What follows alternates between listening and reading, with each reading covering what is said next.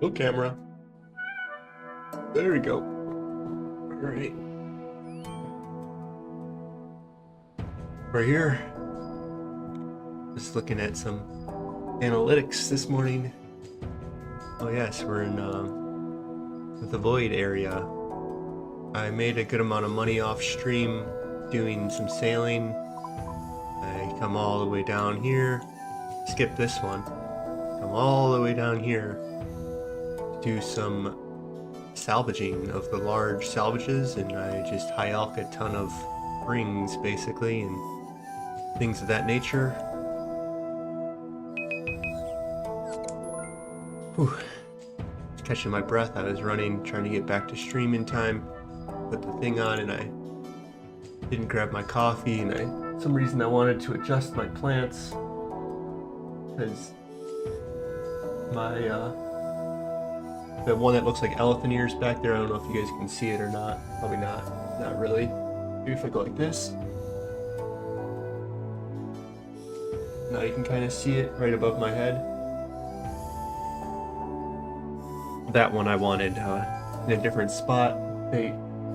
Some of them look better from looking from top to bottom, and some look better from, you know, if you look up top and you see vines coming down, that looks cooler.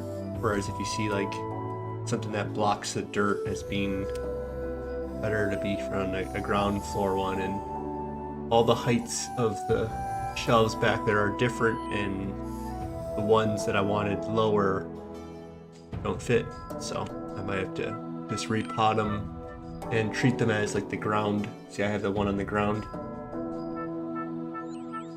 Although that's at a terrible angle, let me change it. It's gonna bug me.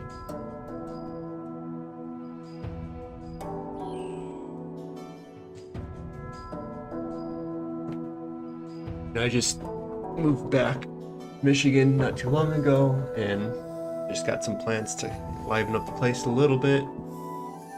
Those have some grow lights. They turn on in about an hour. They're gonna turn on, and yeah, I bought them from, you know, it's winter time now, so I bought them, and they were kind of the picked over ones in the end of the year supply, and yeah, that the tropical in the ground is very uneven. So I'm trying to get it to grow its weak spot a little bit by putting that more towards the light and hoping that that might do something. I'm not sure if it will, but so we'll try. And well, it looks fine if you just hide that in the corner too, and the corner happens to be the light. So I think that it's gonna work out perfect for me. Okay, so we're doing questing today. Our final goal is Royal Trouble. So if we come over to quest log or quest helper, Royal of the Trouble, and you see that we have to do finish Throne of Miscellanea. So we go Throne of Miscellanea. We need to get flowers, but otherwise we got everything we need. So that is part of the reason why I wanted more money. And if I come over here and I type in managing miscellanea, we might need more money. I think if you don't have enough, it like starts not taking out enough. I don't know how it works.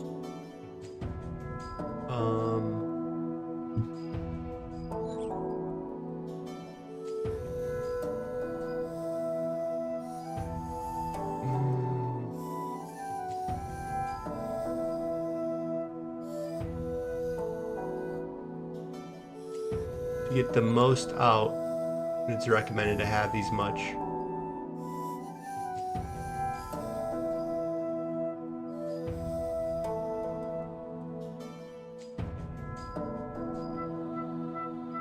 So, who knows?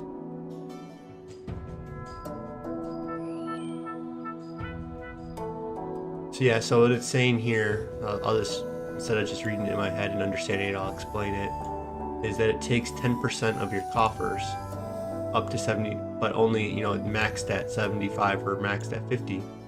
So to get the most out of the activity, you want to have, get at least we want it to get the maximum value of 50 and 75,000. So 10%, you know, you're gonna want to have 500 grand and 750 grand Royal Trouble as your max. And well, we only got 300 grand to put in there. And let's high elk some things, I guess, or let's look through our bank and see what we got. So let's go notes. 1, 2, 3. 1, 2, 1. I wonder if we should just elk all of these, but we'll hold off for now. What the heck was that? My screen's just all turned black out of nowhere. My internet's still on. My OBS is still connected. I don't like that. We're gonna elk both of these. I wonder if I should just elk these all too at this point. I mean, we got rune. Whatever, we'll elk them, and I think we can buy them if we need a different point. I don't know, this adamant sword. These we want as risks in the wilderness.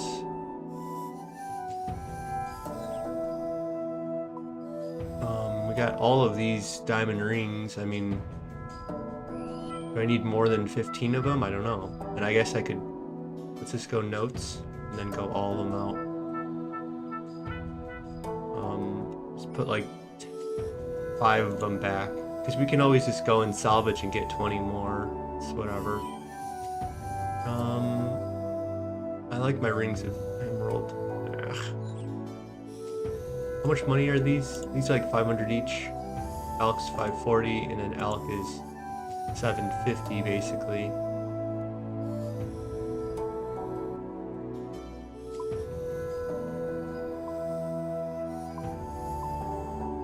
Okay, what else we got? Anything? I mean, I could go and make some more jewelry. Only 18 though. I'd rather not. We got a bunch of... I'm just thinking we can make some bows. We can make some other things with these. I don't know. What can we do for money? Should I just do all my adamant axes?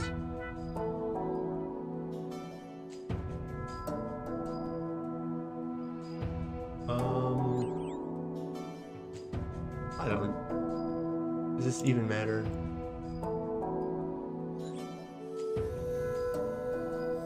Whatever, you can keep your steel pickaxe.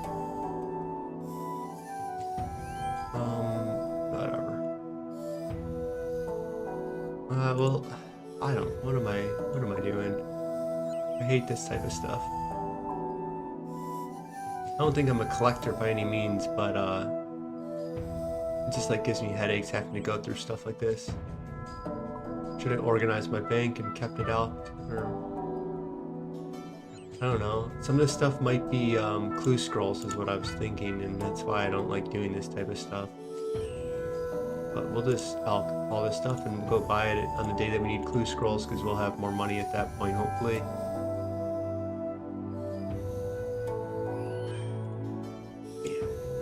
I'm not a fan of this type of stuff at all. Money, and I just want to play. Let me play, let me play. I'm like a little kid. I want to play, I want to play, I want to play. Okay. So, put this on. Put it like this. So we'll just elk some of this. Let's elk the most expensive stuff real quick. And then we'll... Okay, cool. I don't have any warnings until I do this one. Yeah, okay.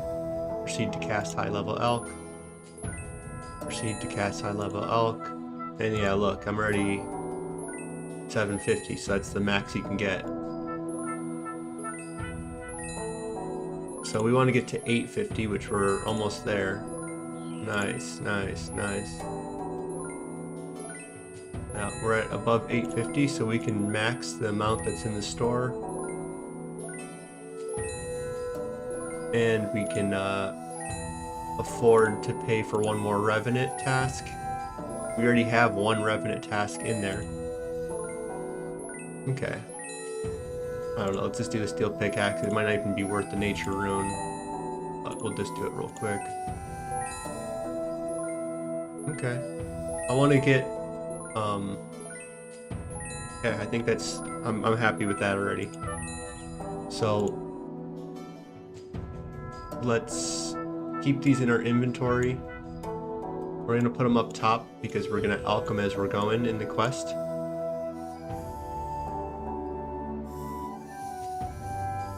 This is like the least fun thing for me, is I like to just try to focus on one thing at a time and just go instead of trying to multitask. But whatever, we can alch these as we're going. Because yeah, we're gonna want as much money as possible, and this is it says 175k basically, but you know, 90 of them are nature runes. 90 nature runes, I don't know what the value of those are, but let's just say 200 each. You know, so whatever, it's 150k plus, right? A value right there, and that's gonna take us well above a mil. So we're gonna want our full graceful. This says restore pots. This is not gonna get us very far, but it's at least a start.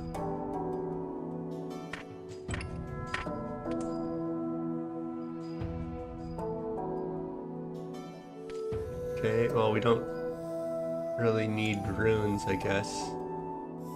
We don't have to teleport out. We have to find a way back in. So let's just get a, back in means back to, like, home base. Oh, we already have a Ring of Dueling on. Let's go ahead and put that one away. And I think we're mostly set up. We don't need this, don't need this, don't need this, don't need this. And then we just go and click this button. And we buy, or we get everything that we need.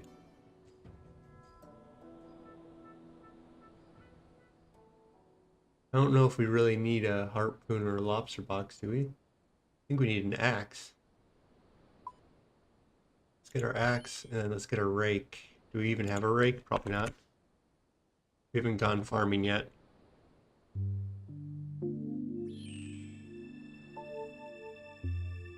And we're definitely gonna marry Astrid. I'm not into this whole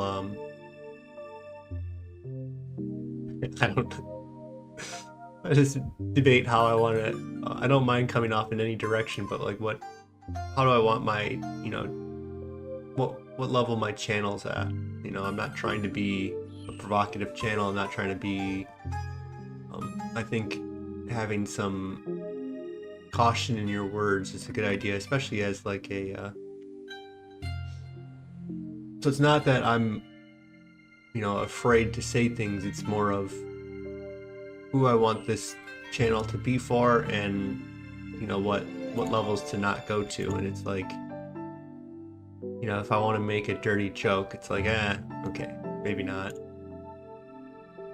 And like if I'm with my friends and stuff, yeah, I'm just gonna say that joke every single time. But you know, I want an 8-year-old to be able to watch this, and I don't know. Okay. So that's basically my rules. It's like,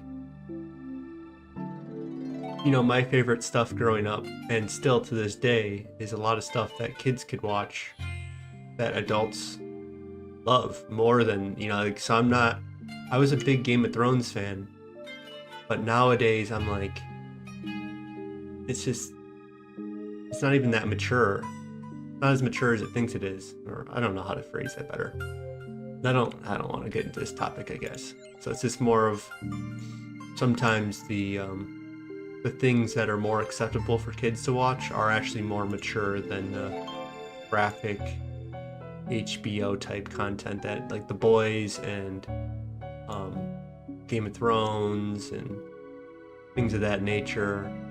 That, I don't know, they're fine. I enjoyed them all, but it's just like sooner or later, you eventually, like, titillation and stuff like that don't work for you. And instead, it's like, I find the stuff that's like in Avatar: Last Airbender to be significantly more mature than the stuff that's in Game of Thrones.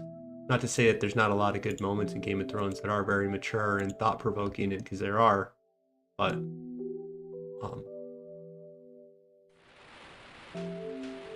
I think Tolkien made me think a lot more than George J.R. whatever Martin did. What's his name? George R.R. Martin? Tolkien? Yeah, I don't know. Thanks for the flowers.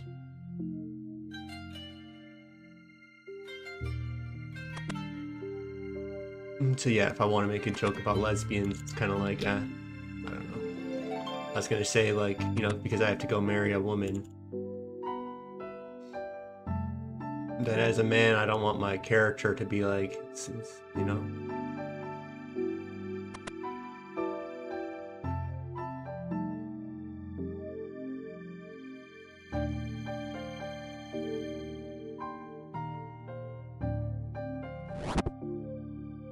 So yeah, let's just change the subject. I never really understood what this guy's design is. Is he like it? How come he's the only big guy in the game?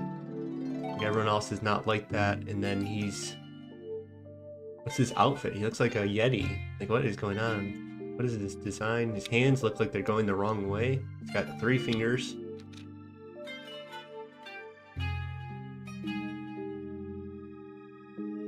What is this?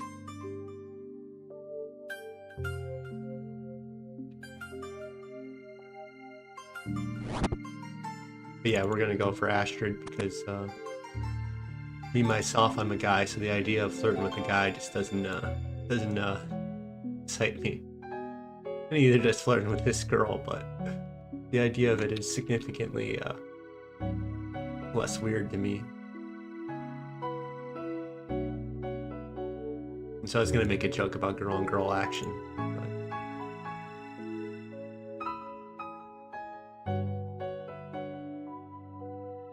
All a long-winded way of just not being what I should have better discretion to not even go into this. Like, there's no reason for me to open up this conversation.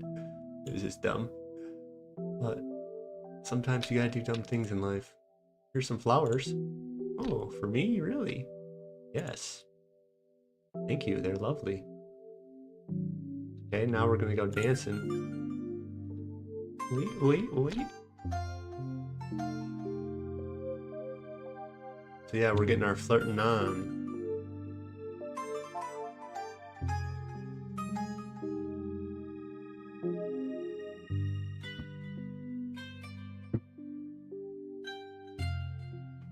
Got one hand on the space bar.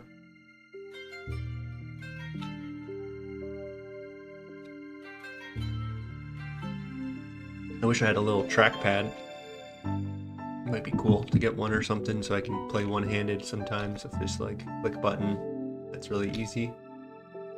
Gotta give her a bow, my short bow.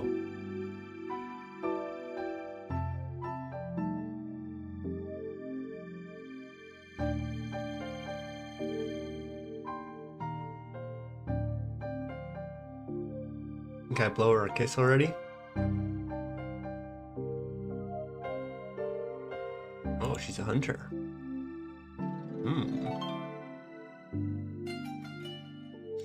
But yeah, we made money really quickly. That's nice, and we still have another couple $100 grand, hopefully.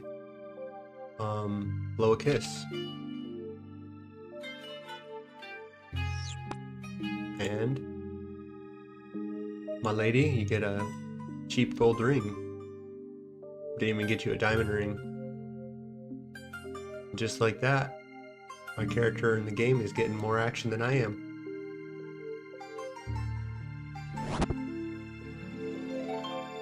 Okay, go upstairs in Exteria.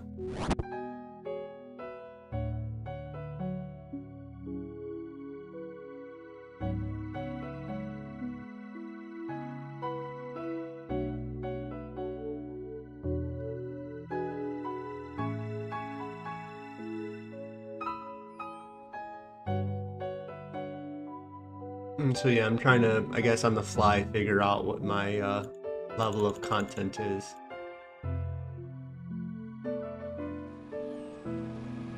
what crosses lines and what doesn't. I guess I don't even really know what that means in real life sometimes too.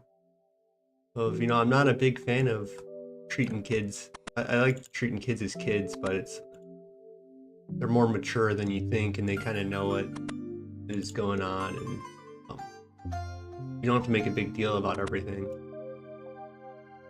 But that doesn't mean you should be vulgar and stuff around them and set them up to like overly excite them about like adult topics. It builds an unnecessary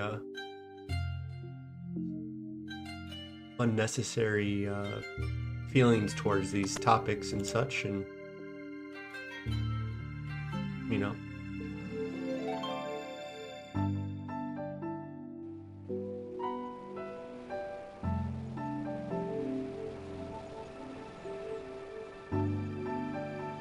Okay, we should be alking while we're going, instead of talking about topics I don't want to talk about. But you know, I just like to speak my mind, and you know, I'm drinking much less coffee now, and so when I do drink it, it kind of makes me blurt everything out, I think. So it is what it is, and it helps on stream a little.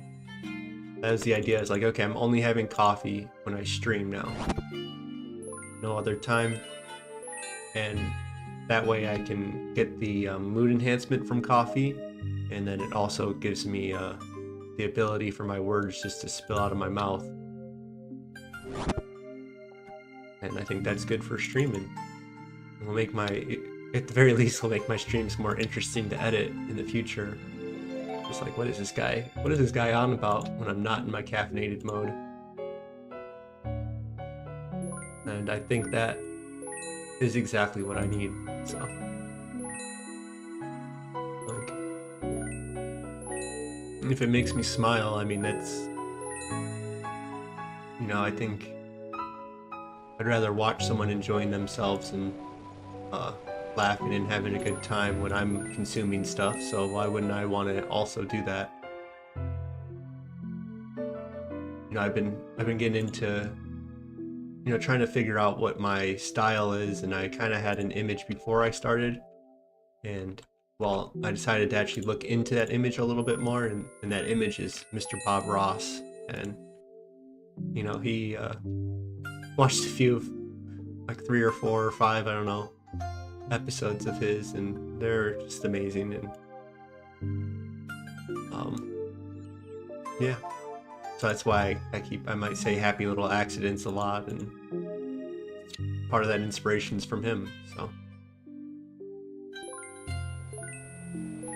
and that coffee gives me a lot of happy accidents.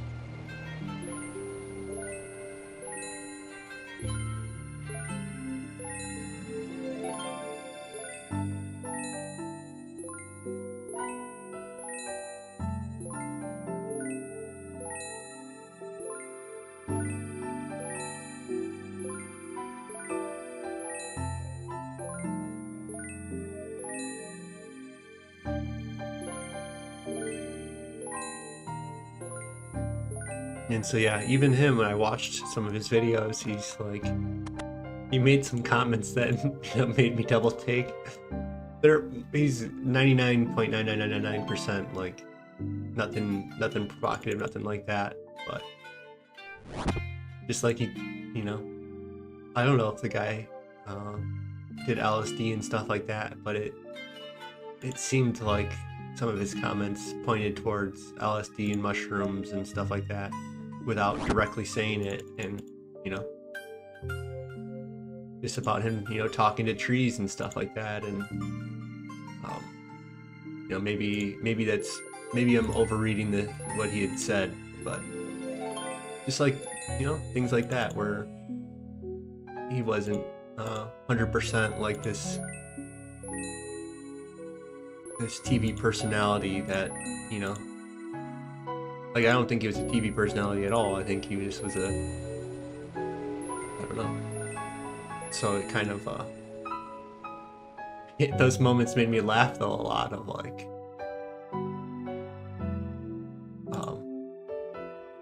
you know, because that was you know, the 80s and 90s, and you know, we had a stricter culture on that type of stuff. And Bob Ross is just killing it.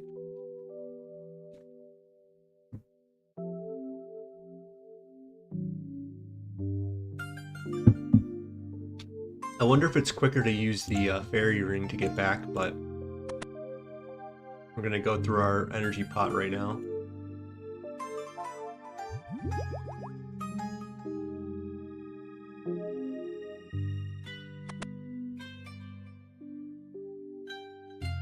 And pretty soon we're gonna get to chopping. So I think that's all we'll set for now.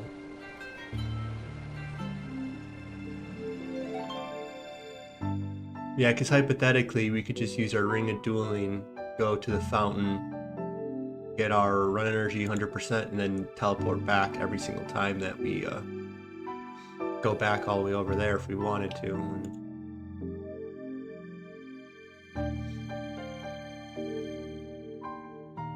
But yeah, I'm gonna have to make 75k a day now, essentially. Your Majesty.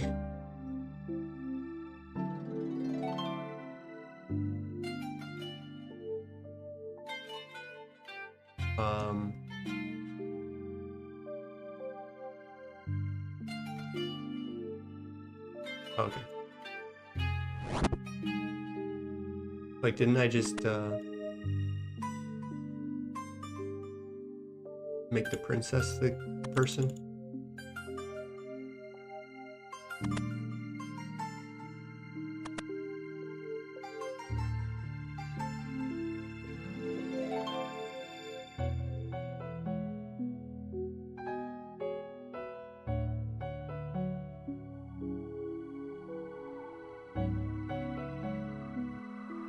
And so yeah, the main people I've looked at for some guidance was, you know, Bob Ross.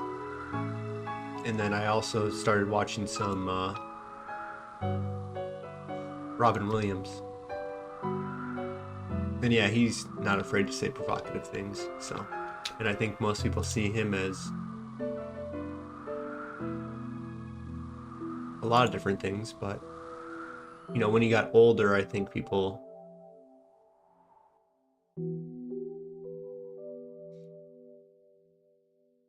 I don't know. I guess what people's image of him is 100%.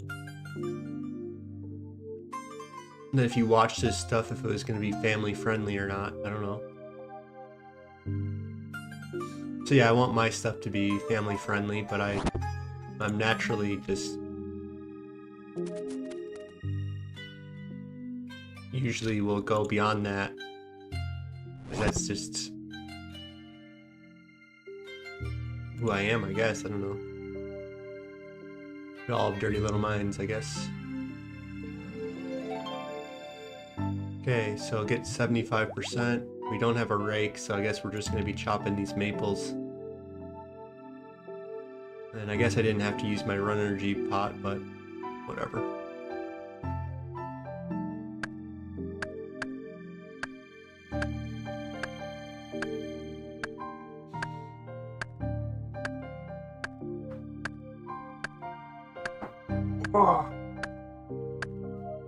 So yeah, I hope to be doing a lot of rev tasks. Hopefully my rev tasks are going to get me more money than money that I lose. And I think we're going to have to get about another mill, and then I'll start being a little more risky in the wilderness maybe. I think that's how we'll do it.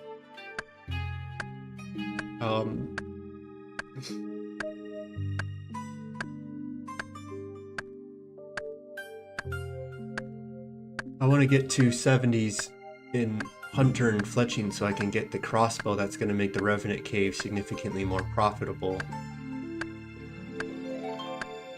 Is my thought, but no. What do I need this cake for?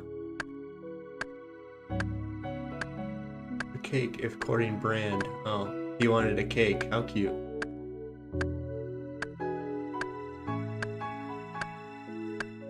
I thought like maybe chocolate or something would be more, I'm gonna give someone a cake, like that's a... Maybe made you this cake. Seems a little desperate.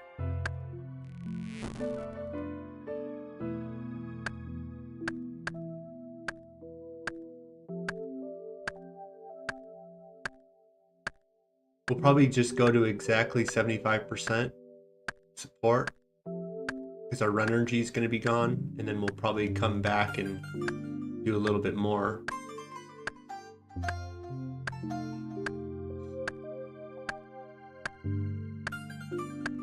I want to say the day resets around like 6 or 7 o'clock Eastern. It's kind of what I remember in high school. It's, you know, over 10 years ago. Kind of remember that being when I would do my dailies. I'm debating if I should get into farming, start doing my trees, start doing some willows. I'm glad I skipped over the oaks, so willows should be enough. We have a long way to maples, 45, so our goal is to get to 45 to do farming guild. It's my thought. So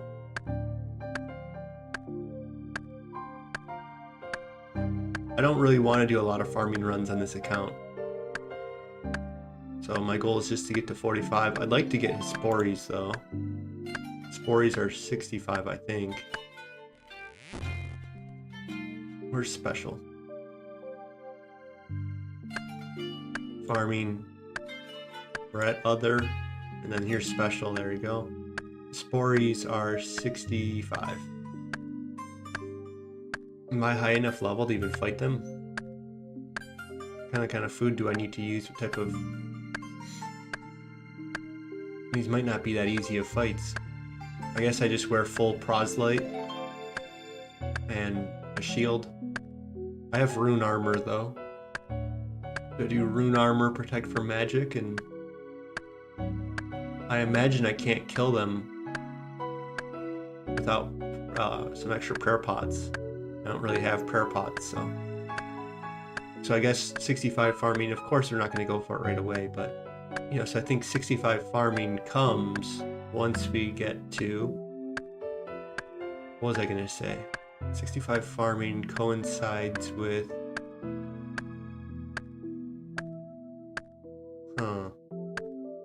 completely lost my thought. I was talking about Fletching Slayer. What would I want to do it with? What upgrade would I get? Well, they're weak to slash, so I think I would want probably a dragon scimitar. I'd have full rune. Oh, I guess with hunter is what I was saying. I think that it has to be that. Nothing else makes sense. So if we go butterfly net at 75 hunter, yeah, that must have been my thought. Is once we get to 75 hunter, that's when we would care about getting 65. Because at that point, I think we can actually go and do those. Yeah, I think that must have been what I was had in mind. Nothing else makes sense. So.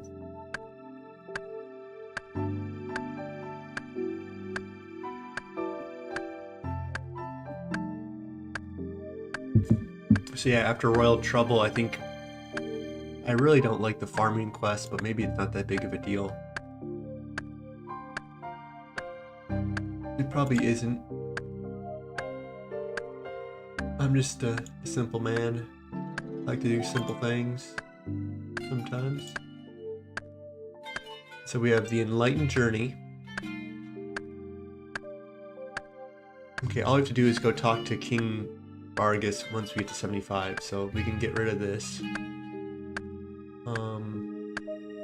Quest helper, exit. Just type in Royal Trouble just to see what we need for that. I think we have to fight a boss, but I think he's not that high level. Rewarded with 20k coins. Very cool. It says maybe some prayer pots, but combat gear. And I think we'll be able to figure it out. So we just need coal and maybe an anti-poison. And then when we go and fight this giant sea snake, I think I think we'll figure it out. Rings of recoil, prayer gear, etc. I think we'll be fine. I think we could probably take them without rings of recoil, but I'm not even gonna look it up. I know that it's not gonna be an issue. Slayer XP get us up to 46, almost 47. At 48, we can start doing combat training. 48 is gonna unlock, I think, is it Moon's Apparel, or is it the quest before then? Is once we kill this Sulfur Nagua, we don't have to go and fight these other bosses, and I think we could go fight them. And maybe that 40,000 Slayer XP is nice. I don't know if I care about it yet though. 40,000 Slayer XP. I mean, that's gonna get us well beyond 50 Slayer. I don't know what extra Slayer's gonna do for us. Bloodfelds. Anything that's gonna make the wilderness more trouble is getting Bloodfelds and jellies, maybe. But maybe not. It's probably fine. Maybe we can start doing juvenile custodians. I don't think they drop the good thing though. I think you have to get to the higher level one. Cave Horrors at 58 is the big upgrade, obviously. Basilisk Knights will be something I unlock, but I don't know if I care for it right away. Strike Worms, I don't know if they're probably a good task. I'm sure they unlock some new sailing upgrades and such that might be good for us, I'm sure. Already at 59, it's one of my highest skills. I think it's my third highest, fourth highest. Yeah, my fourth highest skill. Agility, woodcutting, magic, sailing, cooking, fishing, strength, hit points. Yeah. And fletching, thieving. Yeah, I got a lot of 53s somehow. Look how many 53s I have. Is that should I put that in my lottery? Whatever. I don't know what you call that type of stuff. The lottery basket. Okay. So we're at 51%, so we're still going on that. So that's Perilous Moons. We can basically do that, right? We just need a big fishing net and 48 Slayer, and that's very soon. That's gonna get us a very good training method. Is that we can go kill Sulfur Naguas. They drop a lot of good things. You can use your hunter fishing, and there's no herb lore requirement that I see on here. To make those little potions that you can make there that boost your strength and attack and all that type of stuff, is gonna highly speed up our training there. We're gonna then get the Sulfur Nagua drop, which is that slash weapon, and that's gonna be our best attack weapon. So we're gonna want to train our attack to 55 and then our strength up to basically, I don't know, 75.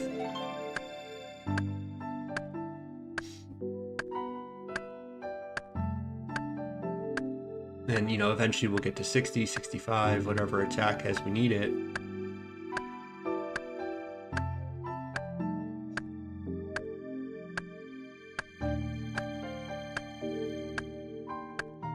But yeah, we would be able to do, you know, I wanted to keep my level as low as possible for the wilderness grind, but I think it's maybe not too important. If anything, I think it's going to, I don't, you know, part of the account is not wanting to be a prey animal anymore. I feel like I was,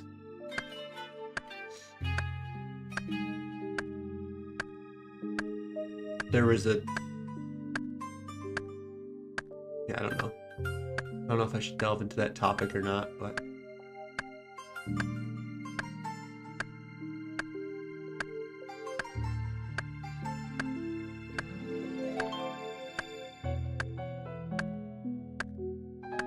there wasn't always safety in my life, so for me to,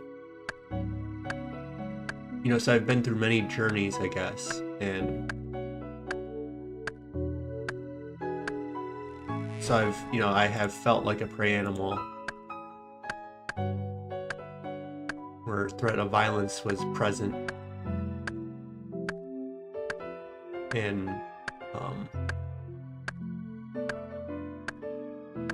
so I had grown past that, but it was not in the healthiest way. I became a bully in 6th, 7th, 8th, 9th grade, around that. It was 7th, 8th, and 9th, I think, were the only years. Maybe 10th. I don't think so in 10th. I think I started working out end of 9th grade into 10th grade, and I think that became a lot healthier expression of that.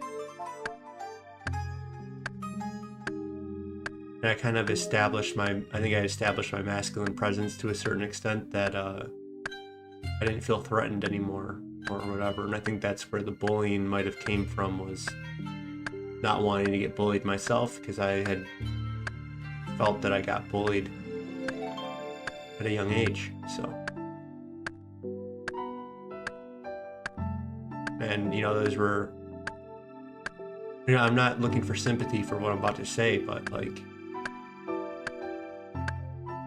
there were people that I bullied that I would, when I became, so this is, I'm talking about when I'm 13, 14, but when I'm 20, 21, I like,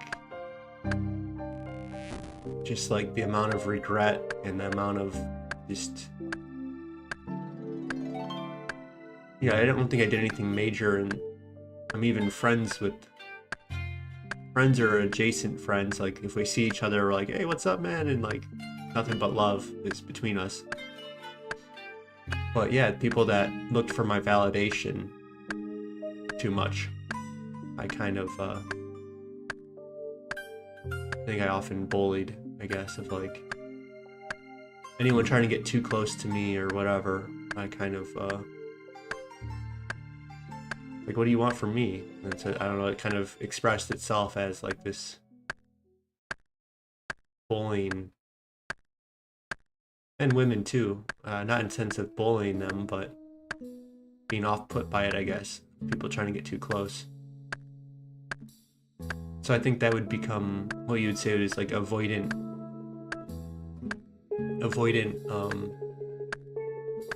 behavior, attachment style.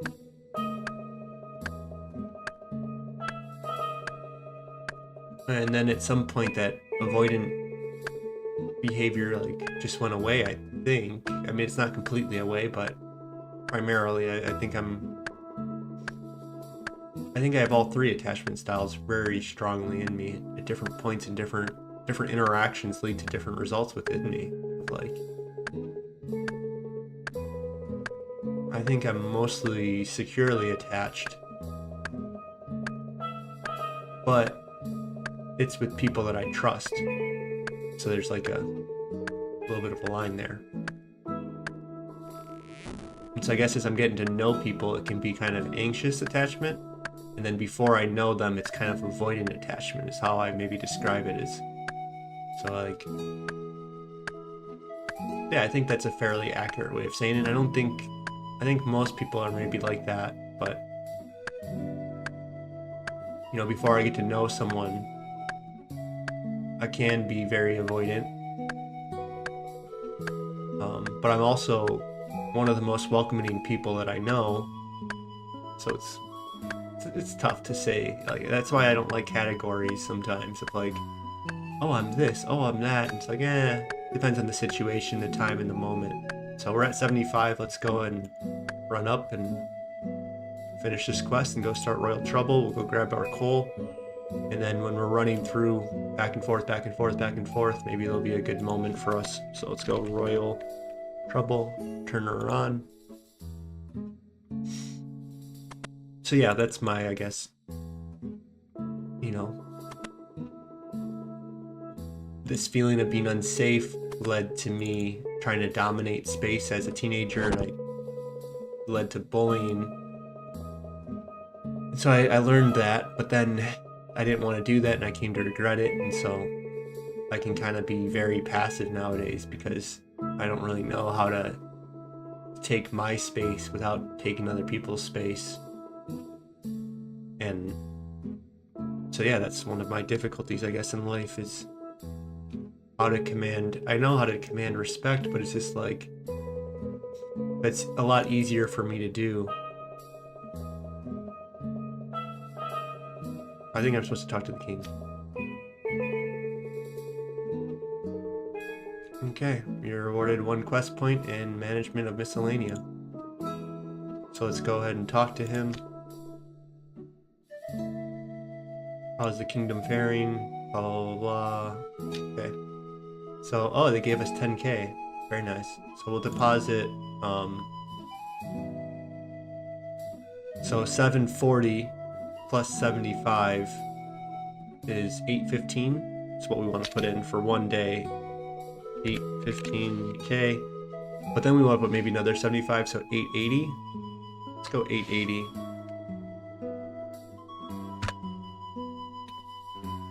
Oh boy. So we want to put this on just herbs. And we'll take everything else off. We're gonna do maybe, I think, raw fish as our last one. But we'll put it all on herbs. Maples is a good one, but that's, you know, when we get to 81 herb lore, that's when we care more for it. Mining, I don't care for at all. Fishing, I think, is the next best one. So I think fishing, and, you know, maybe I put it on maples until I get enough for the fletching that I want to do. I think that makes some sense, but I also, you know, maybe I want to do 1 or 2 days of, yeah, I think that's what we want to do, is our first couple days before this money runs out, we're going to use, you know, 150k of this would get us down to 740, so we have to put another 10k in, right? Yeah, what was that math I came up with? Another 10k. Because that will give us 150k less than this is 750k, which is the amount that we want. So this gives us 2 days of deposits when we get Royal Trouble done. And that 2 days is going to go into our getting some fish, and then we'll transfer that to wood after. And, you know, we might transfer back to cooking at a later point too, because we're going to want to get barrow gloves and such like that, and so on and so forth, and just have decent food. And tuna and swordfish are good enough until we get into bossing, probably. Okay, so let's go ahead and do our quest.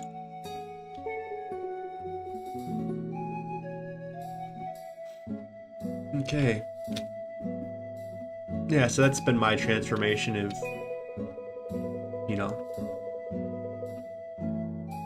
a certain level of danger and risk and fighting and stuff in my youth that I was exposed to.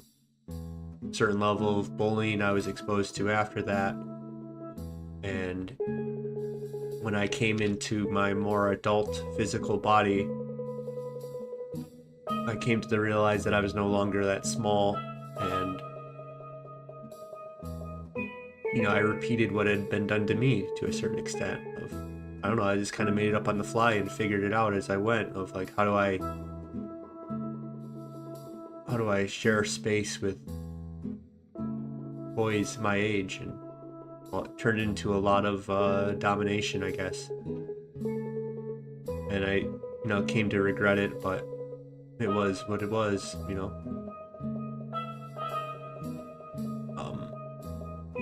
And, you know, I don't know, I don't, there's no good way for me to phrase it. And so that's why I preface it, but I hate my prefacing, to be honest, of like, oh, I don't want sympathy. It's kind of like, I don't want sympathy, though. It's like, you know, I'm the one that was being the a-hole,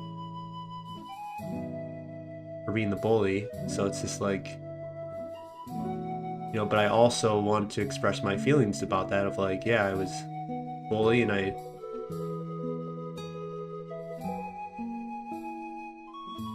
there was so much guilt and stuff that I felt when I finally was able to process that, and what that meant to those people that were, you know, mostly seeking my validation and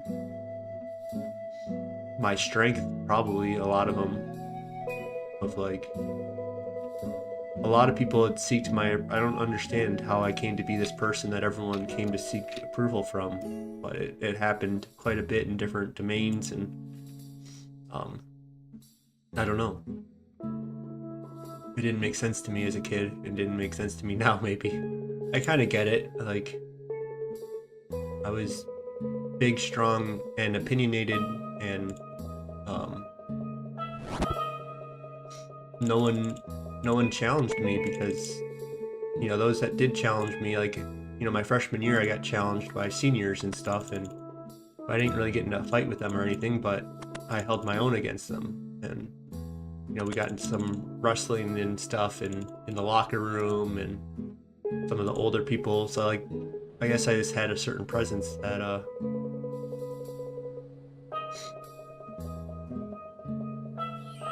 for better or worse, I was the person that held ground when in my teenage years, and didn't put up with people's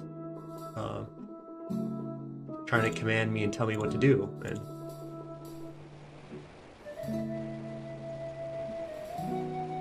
And so I guess then, being that person, people wanted to, you know, if you ally yourself with that character who's being the a-hole, then he's not going to be an a-hole to you, or like that he's going to, you know, defend you or whatever. Because I did defend people, and I did, you know, I bought things for people. Like, I used to buy cookies and stuff, and people would always come for me for I don't know. I don't even really understand what that relationship was, of like when people wanting stuff from me, and I was like the Godfather. It's how I describe it. Like it sounds ridiculous, but it was true. Like I don't know how to explain that. I had, you know, I was a football captain and I led the workouts, and I led the drills in football, and like all these different things, and I don't know how I got there.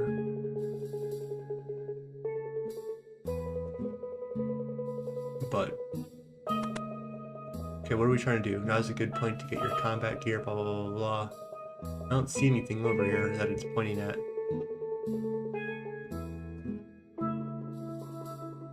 Okay, let's just I think it's saying to go bank. That's what it's saying, but it didn't really say it too well. He needs an herb. So if I have a cadentine, that's a good one to give him. If I don't have a cadentine, only a torso matters, so. Search. Add. Nope. Torso. Nope. So we don't care to give him an herb then.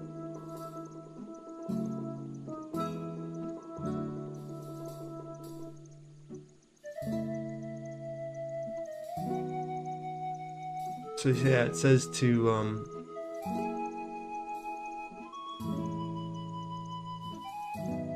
it says talk to Matilda. Okay, whatever. I feel like it didn't help me too well. I don't want my run energy to go away, so nah, I think I understand what I need to do. So we'll go ahead and combat gear up, and we'll just come and teleport to the Ring of Dueling often. Like, it's fine.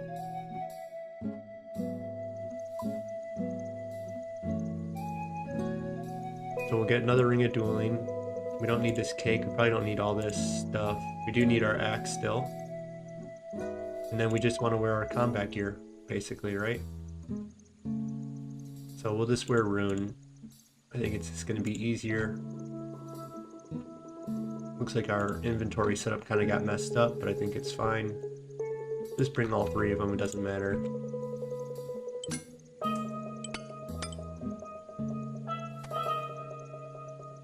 And this is our Chad setup, and I think it will suffice. We'll wear the one with 8, and we'll keep this one there. And then put this away. We might keep alking.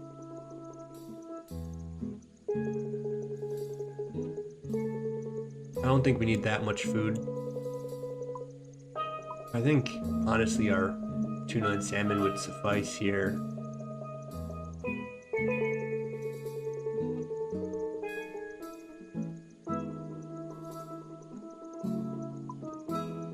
I might come to regret that, but, you know, it is what it is.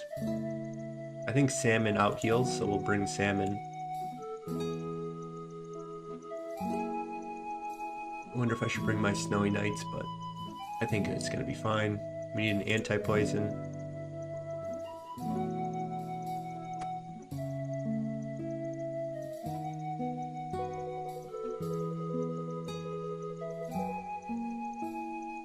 Whatever, we'll bring a 3-doser. I will just bring a 1-dose. Probably fine.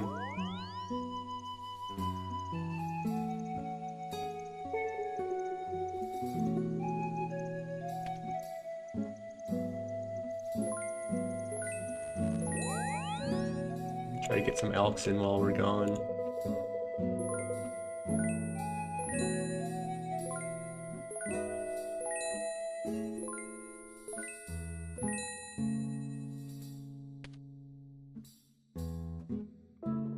So yeah, I think I like to think. I think that's kind of what I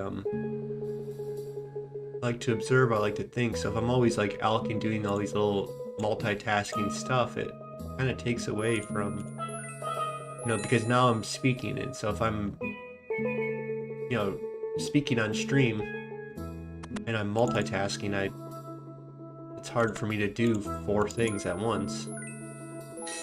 And so I think that's part of why I like to play relaxed, is I value my ability to process, even if I'm not like, there's not a lot of chatter going on in my head, but I'm sensing a lot of different things. And so if I'm trying to speak, then I'm in the monkey brain. If I'm trying to multitask, I mean to say, the more multitasking I'm doing, the more my brain is in this panic mode that doesn't need to be in, of like, okay, I need this, like, it's all this extra noise in there when I could just be chilling. Just click button, doing it in like I like to get into these like little, like a musical rhythm of like this language of life that's always ongoing, that if you pay attention to it, you can start seeing these patterns in this, you know, and sometimes that urgency changes that pattern a little bit, that isn't as much of a, it's not a good tune. I prefer different tunes.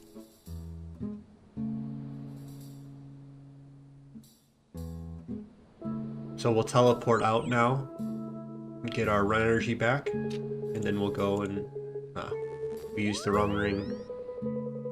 It's fine.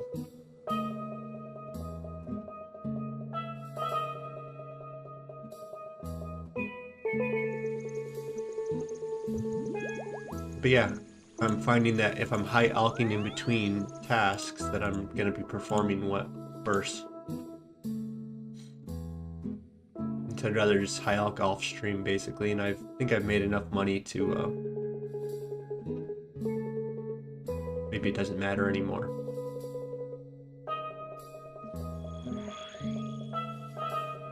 But I do like the idea of finishing these before we're done with stream, so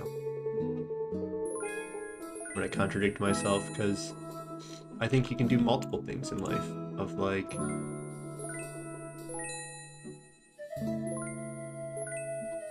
it's not 100% this, 0% this, with me at least, of like, I want to try out different things. How much multitasking can I get done, and how can I progress my ability of doing that?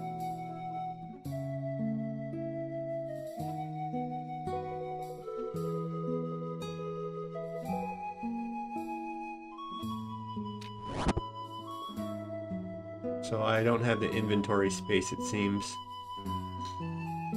Let's just high elk this.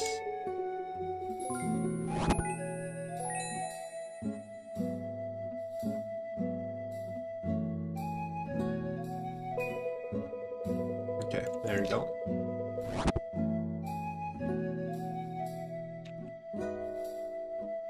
Yeah, I think that's what I'm realizing.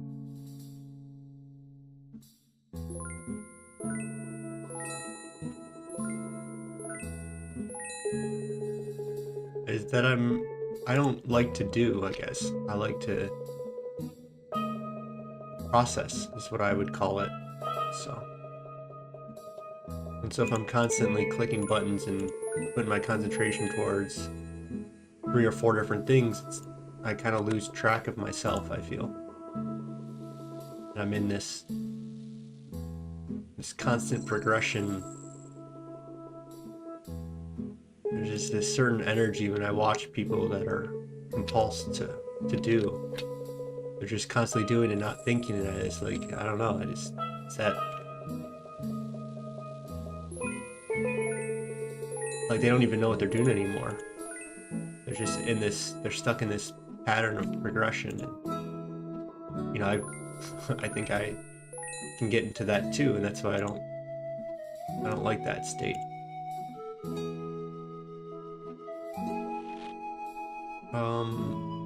I feel like I don't have inventory space for this coming up.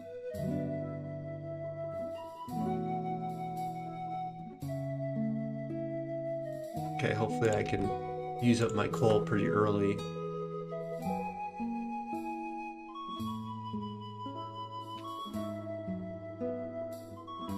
Let's just drop some salmon.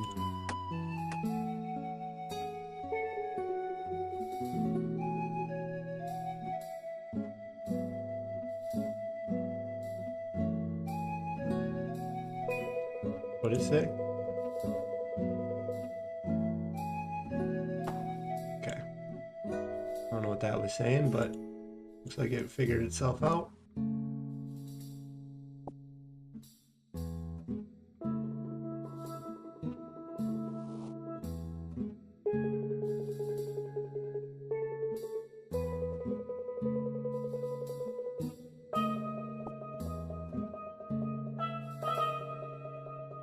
Read the manual.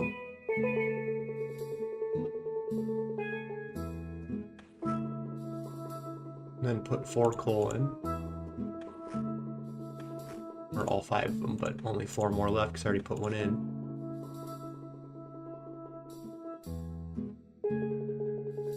And take the lift up. Okay, so now we can grab our salmon again.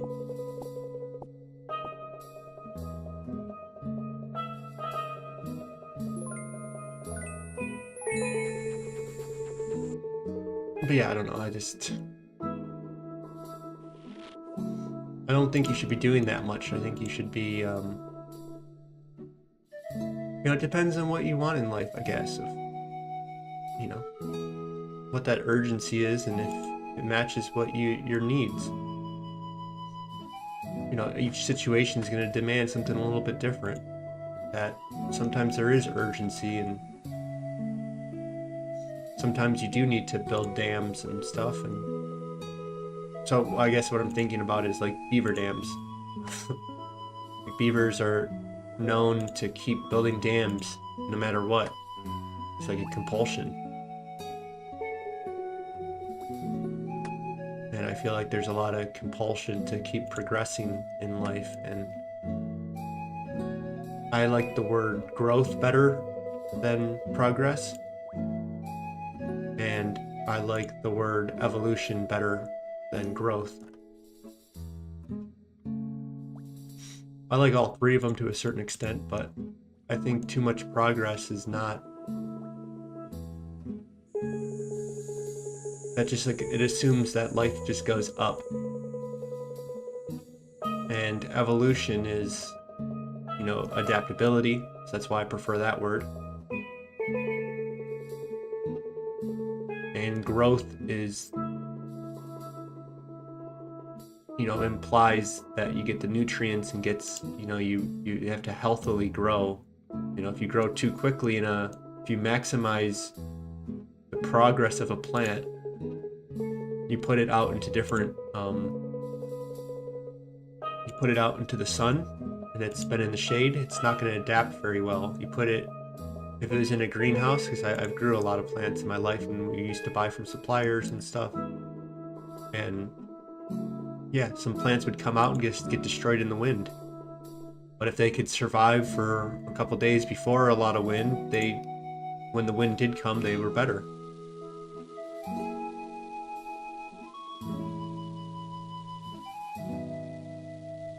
Okay, kill this giant sea snake. Yeah, whatever, we'll figure it out.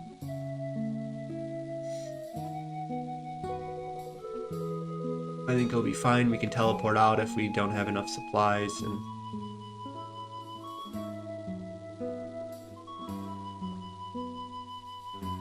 it seems like it attacks with multiple styles, so that's kind of it can range attack. This giant snake can range attack you.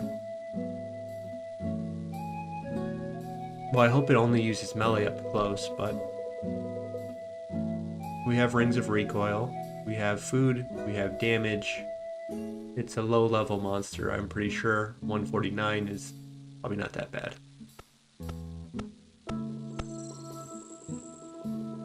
My full rune hopefully will do the work.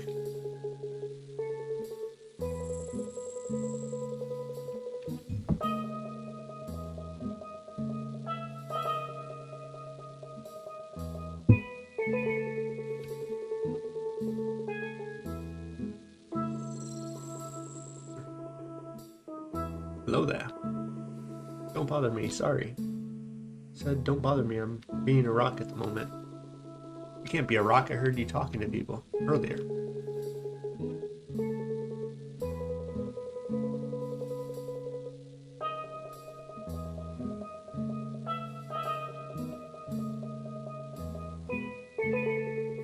He's trying to become a true adult.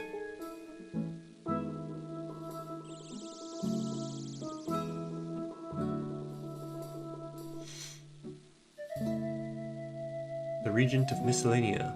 You're the Regent.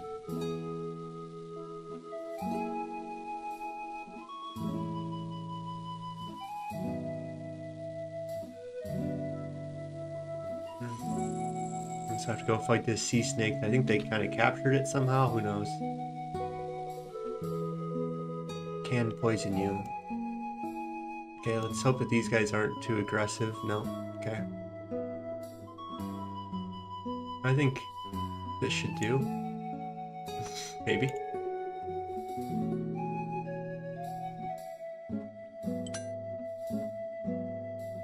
We get a max hit for going on slash, so that's what we'll do.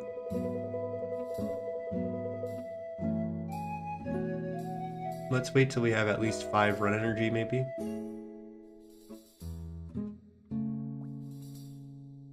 We got our rings of recoil. We're not going to pray right away. I think we'll let the rings of recoil do a little bit, so that way we can see what's going on. If he's attacking with melee, if he's attacking with range. Oh, that's all working. It should be good.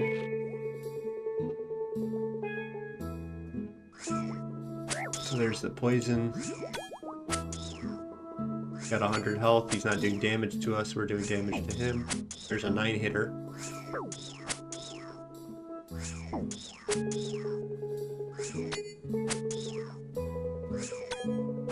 Looks like he attacks primarily with melee.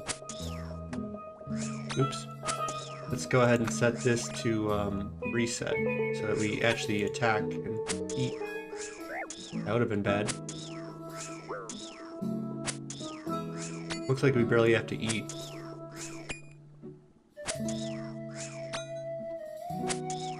Let's go ahead and just turn these prayers on to speed up the fight then. We don't need protection prayers.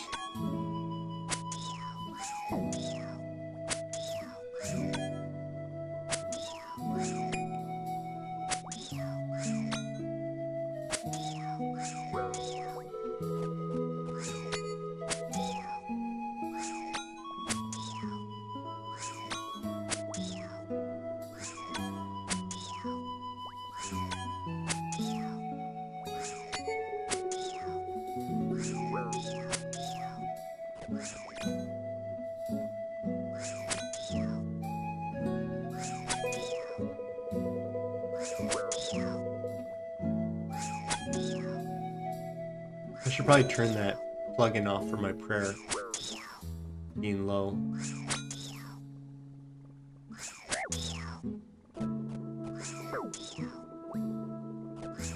Oh, now he's going ham.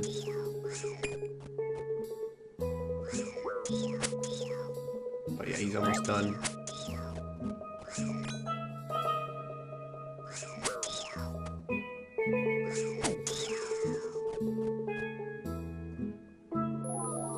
Alright, there goes our prayer, there goes everything else, and so now we leave the room, I guess.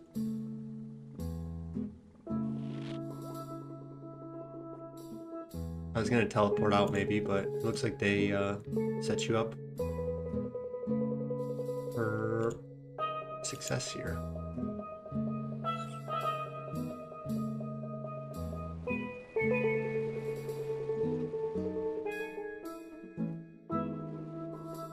So we'll probably teleport out after we're done talking to this lady here.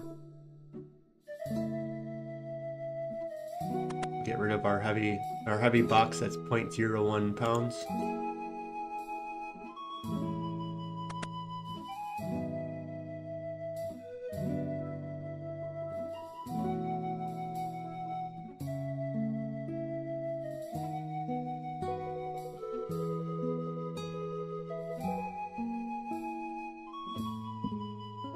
Alright, go talk to the king. So let's teleport out.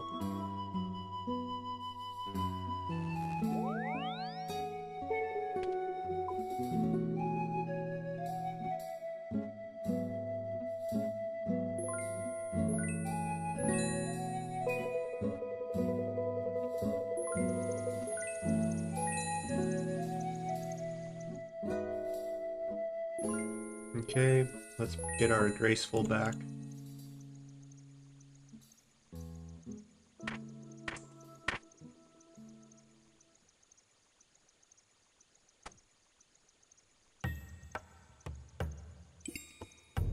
Okay, we got a plank for free. Very cool.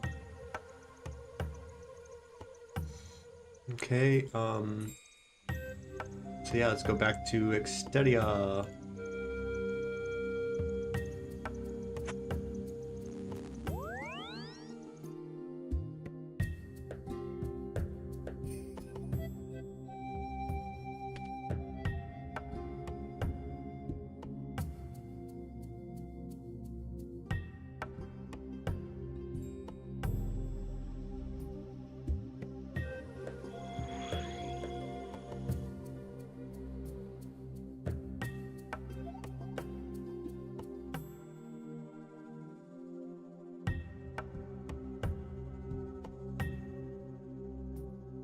I guess what I was trying to say earlier is you can get distracted by work and progress and building beaver dams for no reason.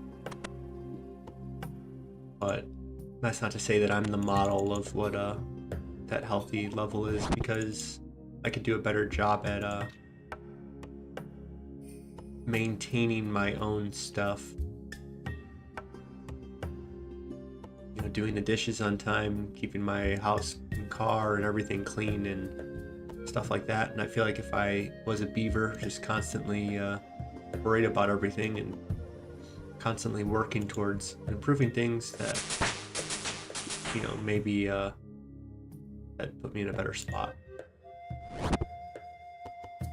So let's go ahead and let's make sure we put the extra points onto our fishing now.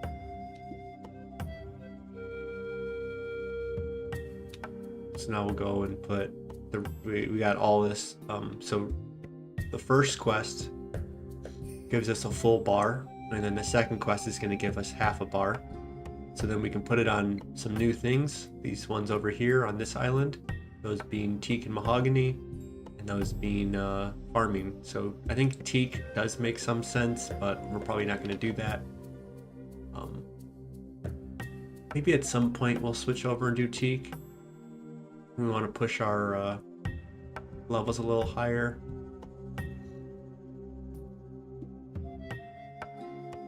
It would be very nice. We'll check out what we have in our bank. So we definitely want to do uncooked fish. So we want raw fish. This is going to be at least the first 2 days. That will give us a little bit of cooking XP. We're going to need 70 for eventually we're going to need 70 for Recipe for Disaster. And then we're going to switch over to maples because we get a lot of bird nests, and then we also want to get our fletching up to 70, what level is it? 74 fletching. So that's going to be great for that. And then, yeah, getting our construction up is going to be nice for a lot of the sailing stuff that we're doing. So, herbs, fishing, hardwood, very good. Let's exit. And so let's look at our sailing goals. So we have boat facilities, and if we come all the way down to the bottom, I don't think I care for this, the dragon stuff. That's 86 is pretty far off, and I don't know how to get this stuff, and, you know, maybe we'll look into it at some point, but this is fairly high level stuff, you know. So trawling, maybe that's nice. 73 construction is a reasonable level. Who knows?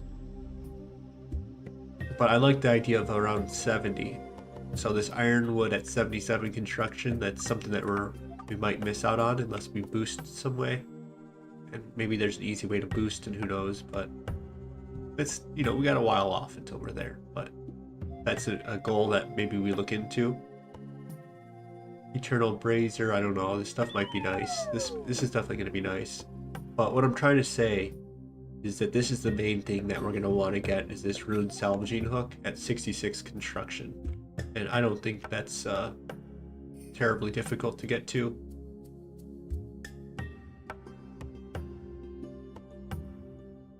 And this camper, so we're already basically here at 53 construction, and this adamant salvaging hook. So these are the levels in the short term that we want to get to. And as you can see, we're basically at that level. So let's look at how to get to 53 construction. Like, we don't even have camphor yet, so that's like another reason that we probably need camphor for adamant salvaging hook. Yeah, we need camphor. So we can't even get these yet. Maybe that's what we look into. Let's look into 53 construction and getting a camphor.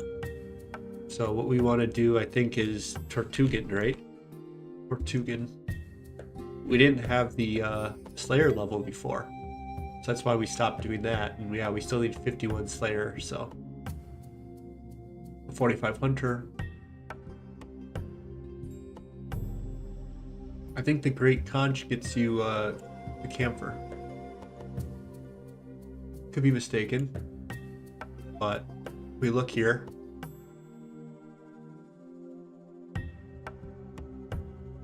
No, it gets you these logs maybe. I don't know. What is it called? Camphor? Camphor tree. Let's just go like this. And yeah, they're all on the Great Conch. So I was right, that this is the quest that's going to get you to be able to get the adamant stuff. So we want to focus on this then, so that our off-stream AFKing goes a little smoother, I guess. And we can chop some of this camphor. And it's just like, it literally is the perfect level. Like, it just so happened that I got to 59 yesterday, and well, 60's not too far off, and well, maybe we get our construction to 53. Maybe we can boost some way to get that up. I don't know, like a crystal saw is going to help or not. Who knows?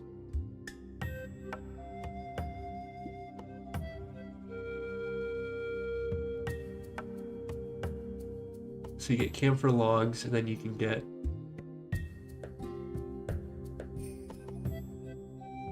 How do I get camphor planks? Where's that at? Camphor planks. And then, actually I want to go to shipbuilding. Let me bring this over so I can, if we go shipbuilding, is there boosts? Multiple ships. Boost.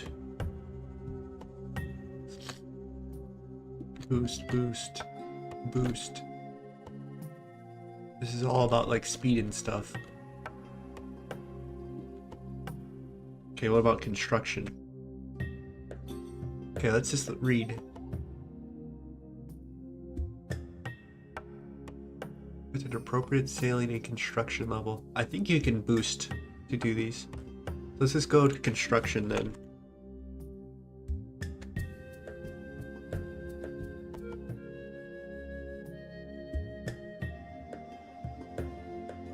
My nose is acting up significantly right now. I apologize. Temporary boost. I think you can only use this within a player-owned house. All these. So I think you just get the +3. Sorry. Oh man. Oh boy. My nose. I hate this. I'll have to take a small break, don't blow my nose, and hope that it does better. Okay, I just want to look at this first though. So core boat parts, before I lose my thoughts, is we want boat facilities. And yeah, so 53. So I think if we get this up to 50, which, yeah, I thought maybe it would give you some. Get this up to 53. Get this up to 50, use our crystal saw. I think we can make this, and I think we can make this. And if not, well, then we're gonna have to get our construction up. And so I think that's maybe a little goal that we have, is that we're gonna need 12 planks, we're gonna need 48 adamant nails, we need 3 lead bars, and 12 adamite. So let's go to a bank, or I guess we're gonna wood chop. I'm gonna go blow my nose, put on a pause real quick, and be right back because I'm dying.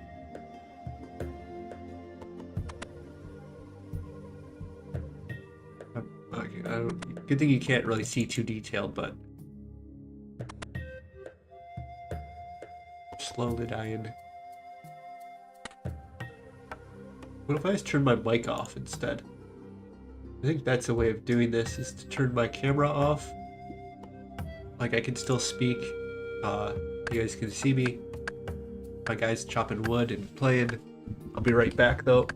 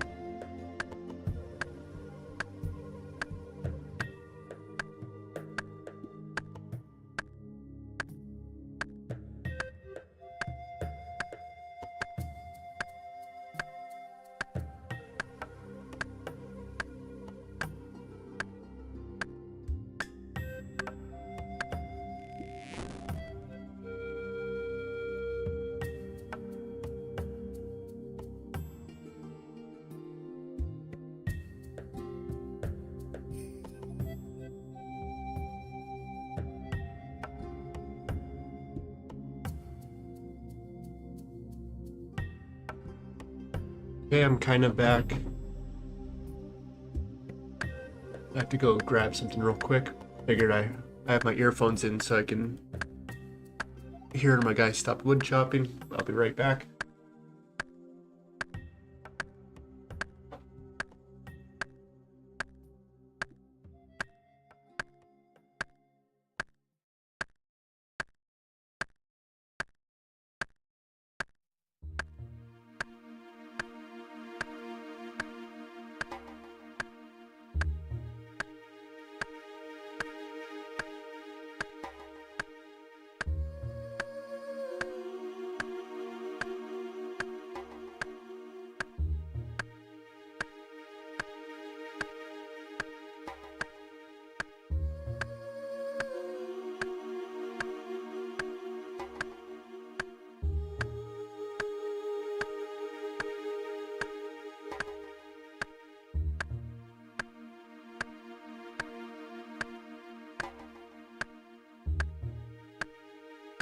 Alright, I'm back. Turn my mic back on. Or my camera, I mean. Okay. Camera is also not on, so that's kind of why it was in my mind. So we're at 79%. It kind of took a minute. So we're going to need to get to 51 Slayer. Let's go ahead and, while I'm AFKing, that we can bring this quest over. It says not boostable, required to start 51. So we're going to have to get directly 51 Slayer. We're at 46. We want to get to 48 for Perilous Moons. I wonder if we can try to do Perilous Moons. The Blood Moon is going to be the biggest issue. This is going to get us, 40,000 Slayer XP. And we have to get to 51. 51 is 111,000. 111,000. Yeah, so if we get to 48 and do Perilous Moons, we'd be able to get to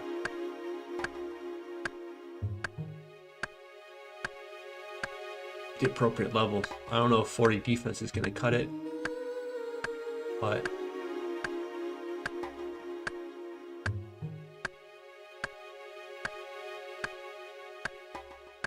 I had seen someone do Blood Moon with just Ring of Recoils and the food there. It's just to tank the damage and eat food.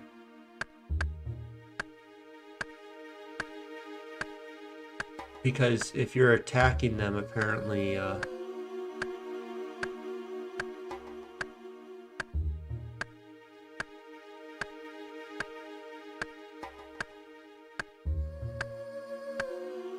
if you're attacking them, apparently you take more. They regenerate health. The Blood Moon will absorb your health. But if you have Rings of Recoil on and you're not attacking them, apparently it doesn't, or something like that. I don't know how it fully works, but that's what I had seen, and so I'm kind of tempted to try this so that I could get to 51 Slayer in one go. And this is I want to get to the Sulfur Nagua and beat him anyways, so I want to do this quest. And so we just have to get a level and a half, basically, to get to 48, and then we do this quest, which is something that we're going to want to do.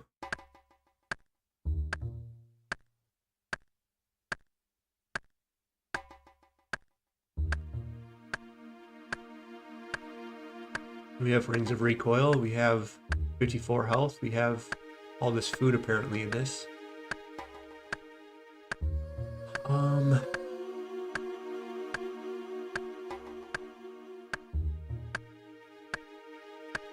Let me open up this quest. How do I do that? Where's the wiki thing? So we're looking for a wiki. Perilous Moons, wiki, open wiki. So we have Perilous Moons. What I want to see is what it says. No, it doesn't say anything there. Alright, 69.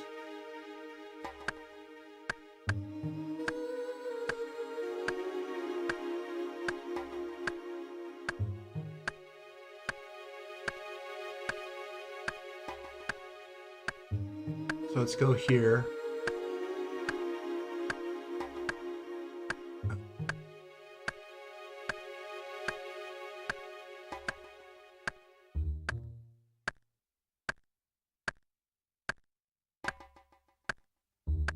I wanted to see what levels they would have. Strategy guide, maybe? Create better supplies within the dungeon. 50 cooking, 50 this, 50, 50. It's all 50s. So our herb lore is pretty low.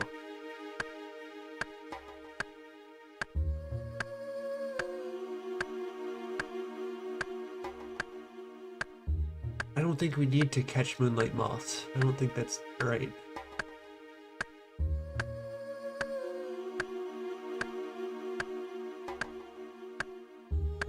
So we want to see what the food, how does the food work?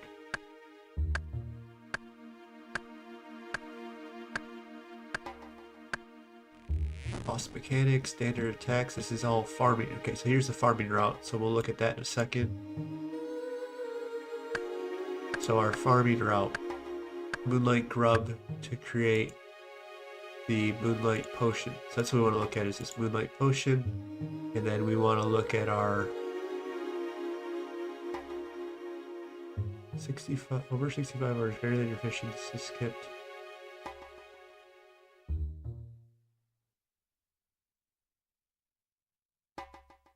Raw beam, and then let's look at cooked moss lizard. Preferably, I think the cooked moss lizard is quicker. And then a player is able to heal 35 if they use a chef's delight to boost their.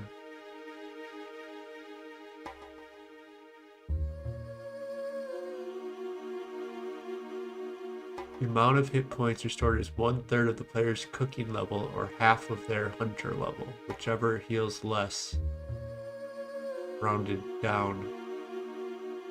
So half my hunter level or 1/3 of my cooking level. So this is like 20 or half my hunter level, which is like 20.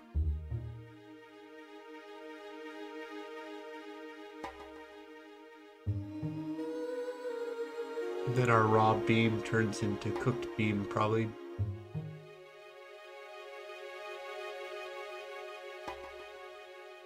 A 1/3 of the cooking level or 1/3 of their fishing level. So this is going to be worse than the hunter stuff because it's 1/3 of your level instead of half your level. So the cooked moss lizard is going to be better. And then it's just based on your cooking level. So even more reason to get to 70, I guess. Okay. And then while we're here, let's look at the Moonlight Potion.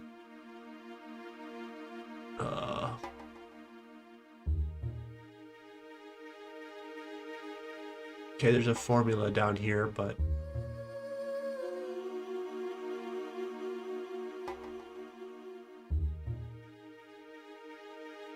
puts your herb lore level.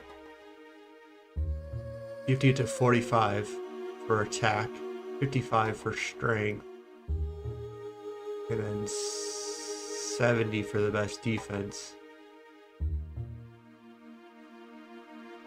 So it'd be nice to have 45 or 55 herb lore for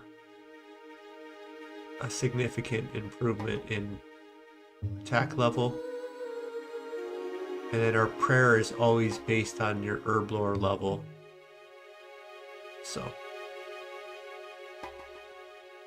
herb lore level times 310, so plus 10. So even if you had 100, that would be 37 versus 50.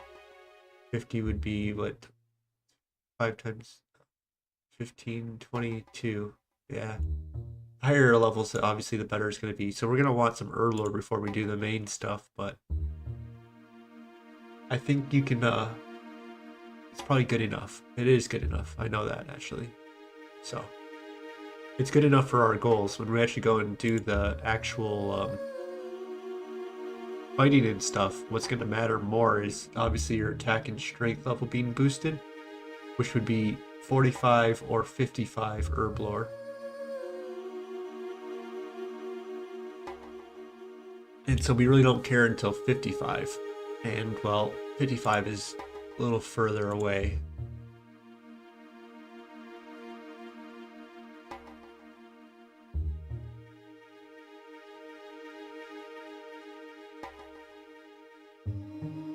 And then for these fights, I guess it's really the food that matters. So the food is based on your cooking level. Our cooking level, maybe in a couple days, we'll go and get our cooking up, hopefully close to 70, and that will give us 70 divided by 3 is like 23. We'll get 23 healing from each food, and I think that's pretty decent, huh? 70 is not that far from 99, like in the grand scheme. So where does that leave us now? So we're not going to do Perilous Moons yet, because we need the Slayer level. And we're not going to do, what's it called yet, because we need the Slayer level. What is it called? It is called Tortugan. Troubled Tortugans.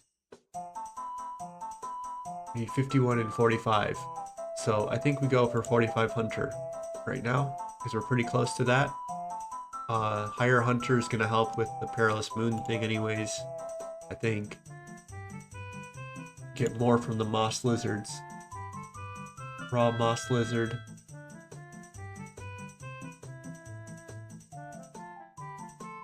They require level 20.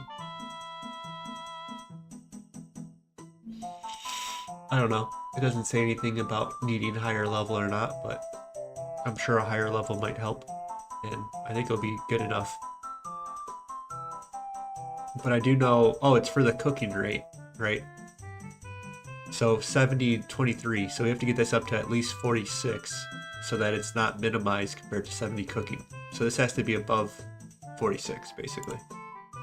And while 45 is close enough to 46 that we don't care probably at that point.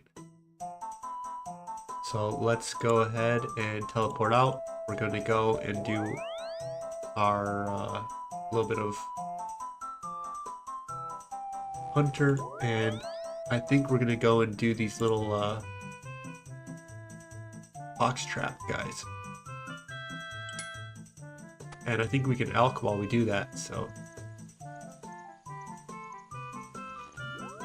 we'll elk when we do that. We don't need this. I don't know what all this stuff is. What do we need all this stuff for? Let's get rid of it. Box. I don't think we need all 6 of them, but we'll get all 6. Why not? Then you need a torch. Torch helps. What we're looking at doing is Hunter and then box trap. These Embertail jabronis. And we're going to do them until probably 45 to be honest, but butterfly net at 45 we can do warlocks. And that's our super strength pots. So let's go ahead and go to the savannah. I don't know the code, but I think it's right here, AJP. And they're right here, so AJP.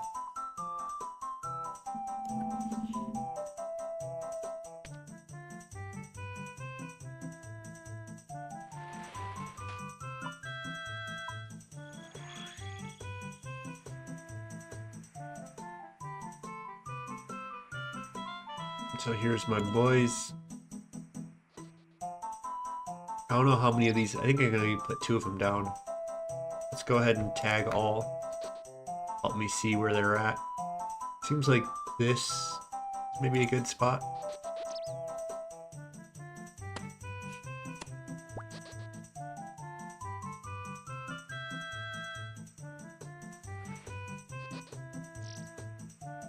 Then maybe here.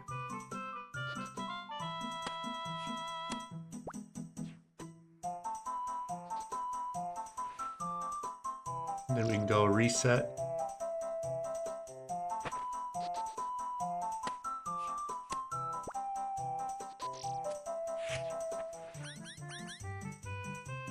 Reset.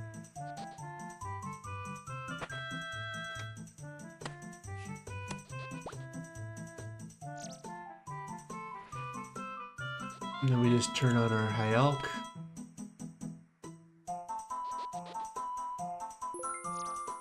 We lean back a little bit.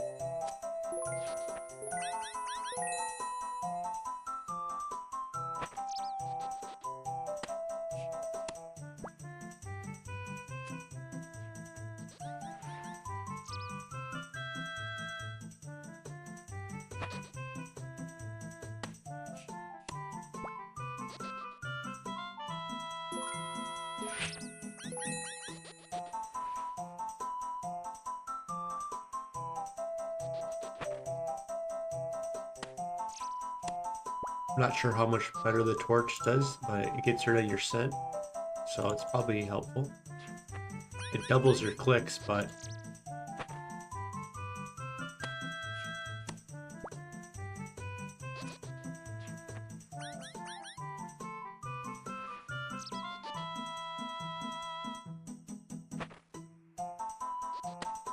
they seem to be more south, but I think this is, it might just be a little small tendency right now, as opposed to their full norm.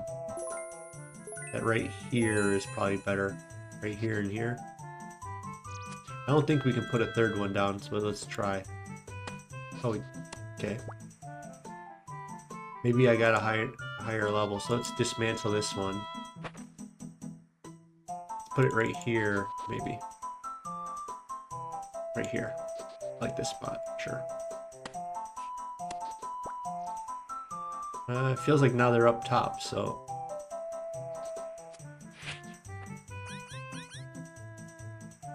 Who knows?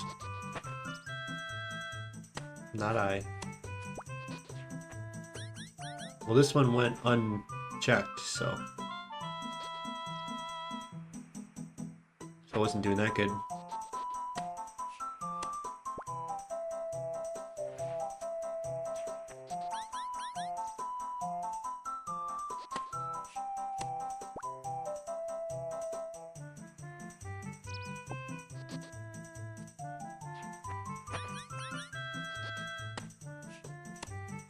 Box trap doesn't say hunter tracking birds. Traps. Lay 3 traps at 40. Okay, that's why, because earlier I couldn't do that. I was confused, but now it makes sense. So I think we try to always get the 3 of them up, and then we go through and then light them on fire after we get the 3 up. Because I think it's more important to have them up.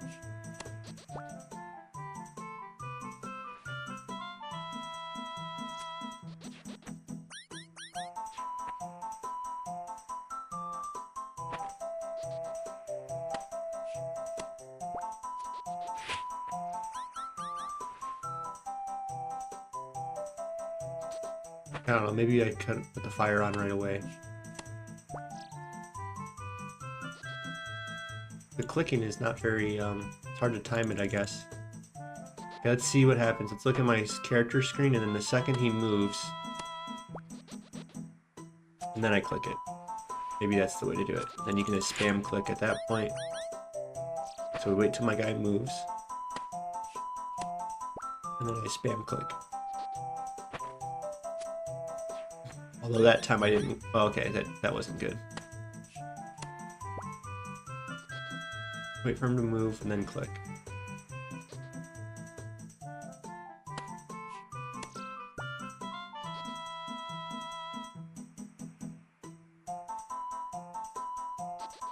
Yeah, I don't know. Very nice. 42. That seems to be going quick enough.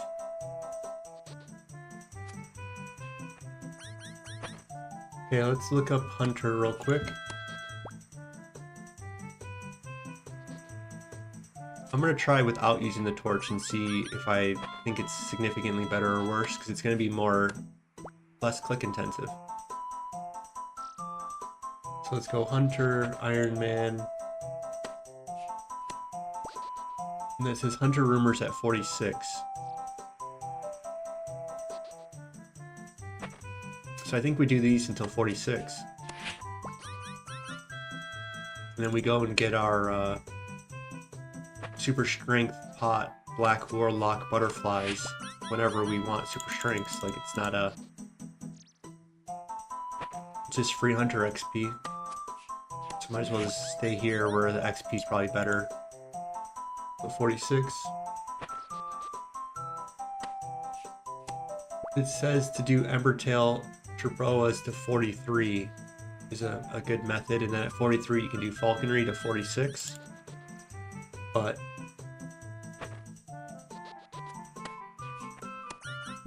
I think I'll probably get better results here.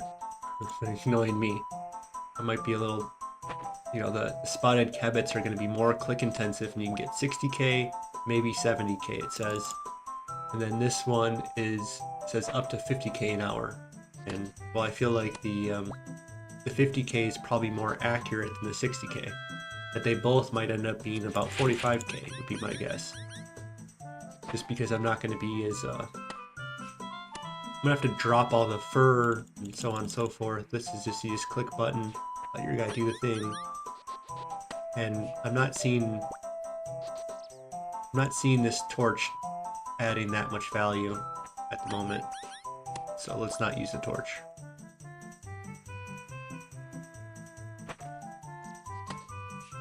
If anything, I would rather just high elk between.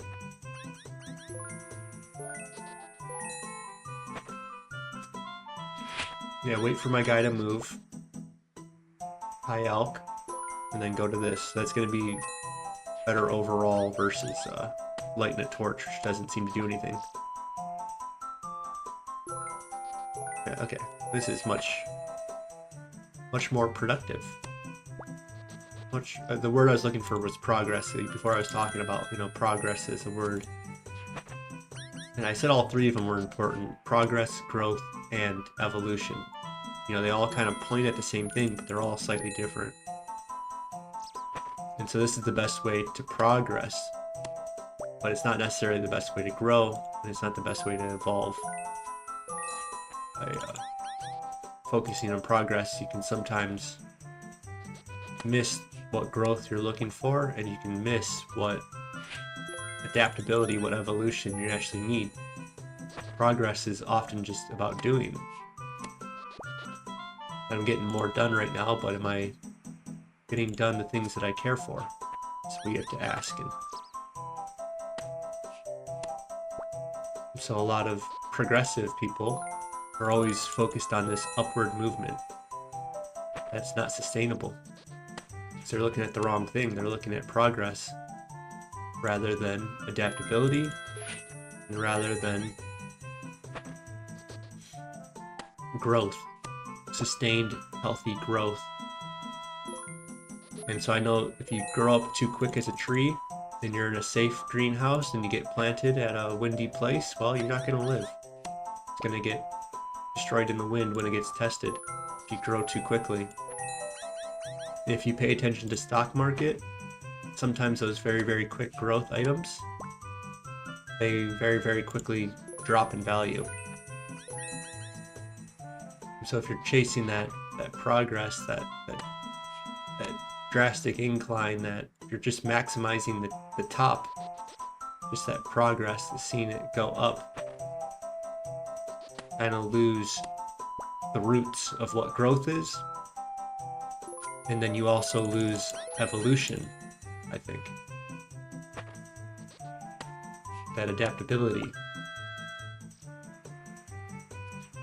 You know, you don't always want strong roots. Sometimes you want to, you know, be like a boxer on the quick feet. You know, that might be more evolutionarily better. But you want, you know, maybe to have some of your, be rooted a little bit stronger. And, you know, sometimes though, sometimes you just have to outcompete others and be the tree that gets to the top and gets the sunlight. Like it's, so all three of them have value. It's just, they're not the same thing. And a lot of people kind of conflate them, and a lot of people that want to grow just focus on progress instead of growth. So when they're not the tall tree, you know, they don't feel like it's working if they're not seeing the signs of that growth, that those roots are, that building of the character and all that stuff underneath is going to produce results. You know, I did grow plants and I did sell plants as for life, and I had to do the quality control on plants coming in, and you know, what we looked at was the roots. That's what we looked at. Like, oh yeah, that's a healthy plant, is by looking at its roots. I didn't care for anything else, to be honest. We wanted to sell the best product in the neighborhood. Everyone came to us because they're like, wow, we plant your stuff and it's amazing. Like, it just, everything else I plant just doesn't look as good. And while we used fertilizer, that helped. So we fertilize while it's in store. A lot of people didn't do that. They just give it water and hope that it sells quick enough, and then, you know, but, you know, we did fertilizer, so that's, you know, part of that progress part. But maybe that's part of evolution too, you know.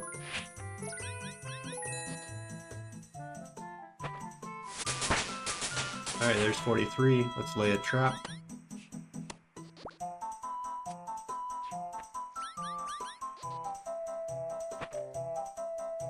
But yeah, we looked at the roots. And so the suppliers that didn't give us good roots, we told them, and the suppliers that did, we thanked them, and we did more business with them, significantly more. Like, hey, this is a terrible product, you can't send this to us like this. And then they understood. And those were the companies that we did the most work with. And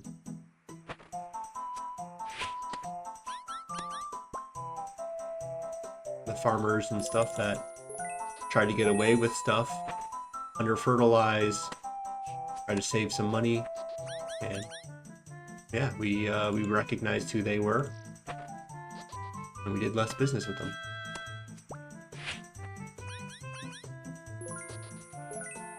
And at the end, our customers got good product compared to our competitors, and we did it at a similar cost because we ended up doing more business than a lot of competitors would do. Because of our product, because of our name, we're able to do higher volume, and so making a smaller return on investment on that. Well, one, the suppliers gave us discounts. Obviously, they have structured discounts, all these places, of like, if you're above this much yearly volume, then we give you this rate. There's like gold and silver and platinum and all that kind of stuff for all these suppliers, right? So we get the stuff in at a good rate. Oops.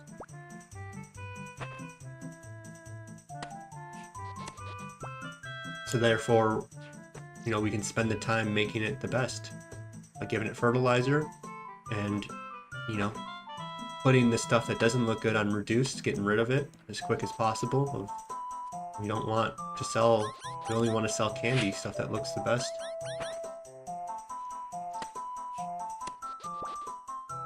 That's part of evolution, is, you know, the fruit, that eye-catching stuff, right? So if you're just focused on the height of it, the progress of it, watching that GDP go up,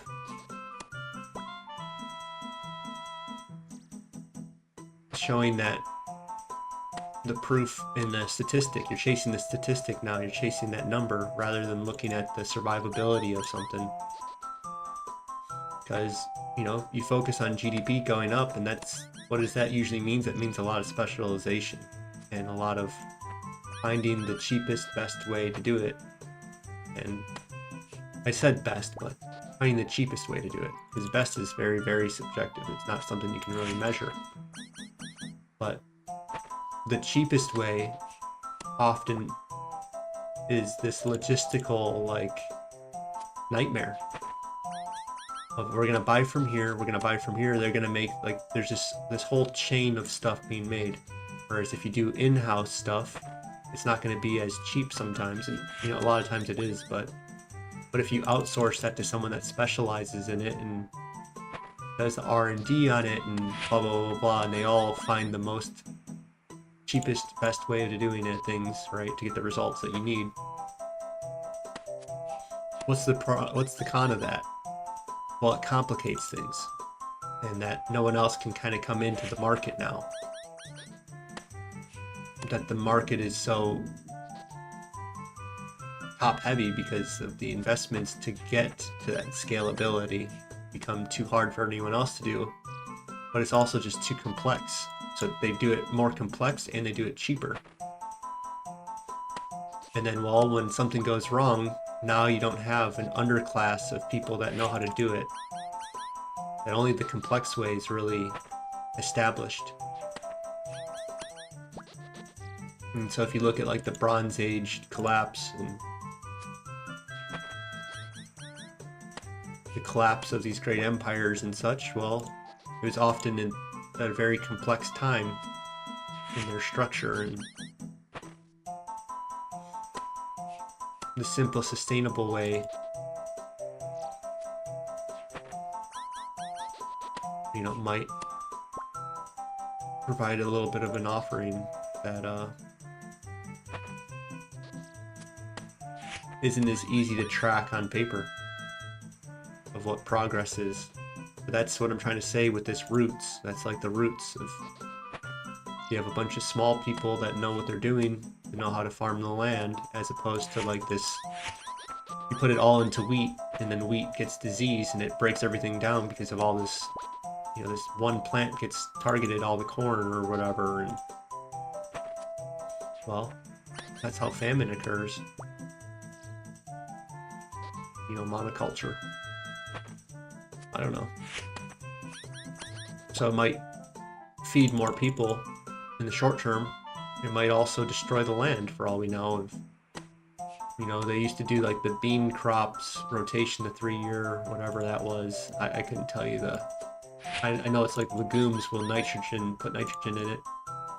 But there's other plants too, probably, that contribute to that cycle of, you know, not draining the soil too much of one substance.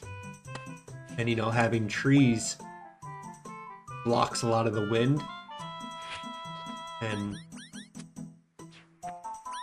so, you know, there's different ways of designing things, and I'm not an expert on it, but that, you know, a small person would have to do, of like,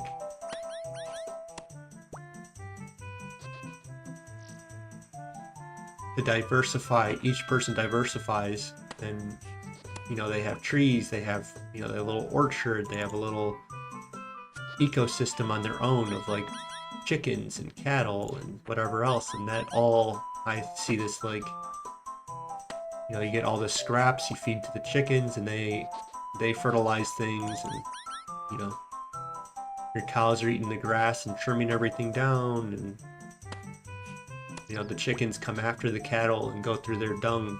That's how that works, and further breaks things down, and now you have the best soil in the world, or like much better than any type of non-sustained one.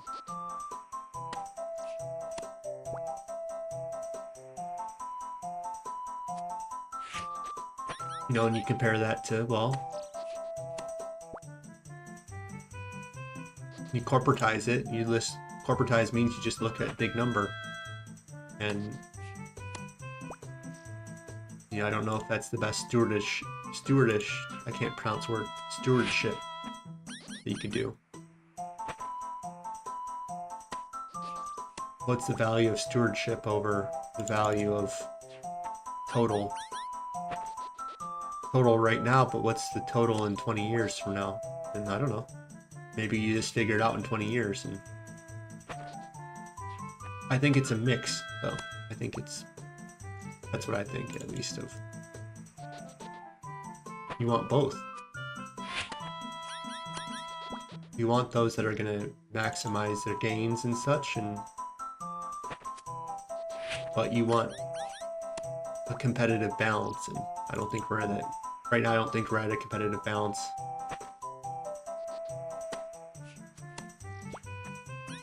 And I don't know what the answer is, though. Because if you just take away the competitive advantage of the big guys, well, other nations and stuff are not going to do that. They'll maximize their growth, and they'll outcompete. And when you get outcompeted, well, war can come your way.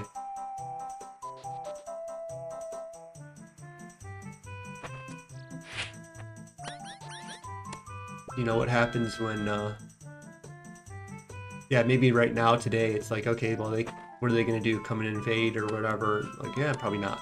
But what happens when they build a system of like all these drones and little Terminators basically that go roam.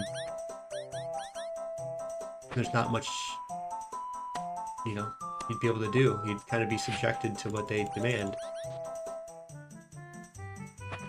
And, you know, maybe depends on what you're, like, you know, each village and town is what I'm trying to say, of like,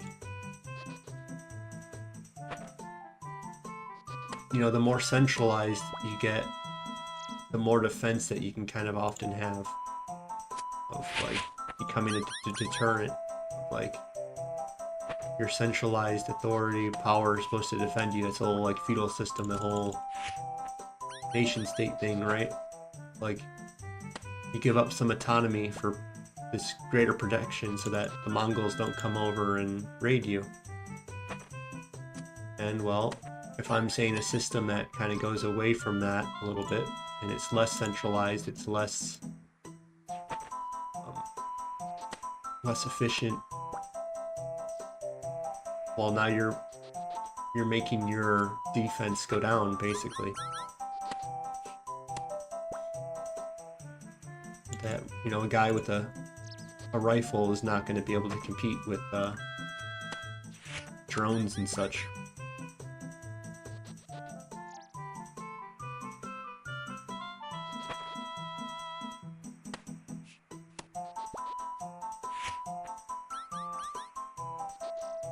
So the whole structure of your society is kind of on this certain balance.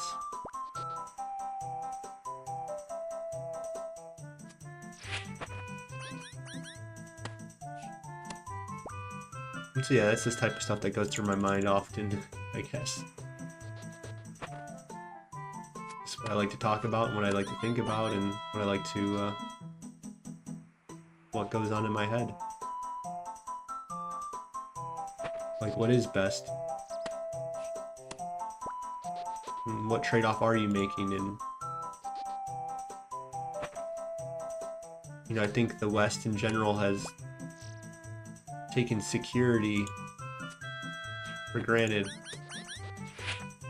It has taken food for granted, and energy for granted, and internet for granted, and everything for granted. And I don't know. Peace, I think. They've taken peace for granted is the main thing I'm trying to say.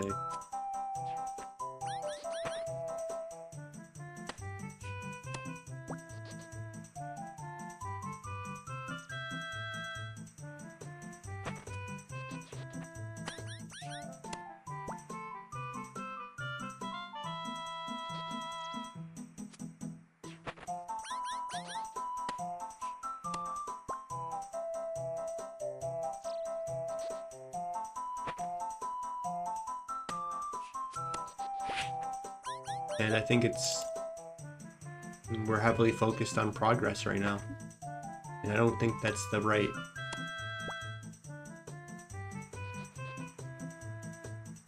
What we need at this moment is that we're going to see the end of that we quickly rose up, focused on progress, but what's that long term look like? What are we missing out on?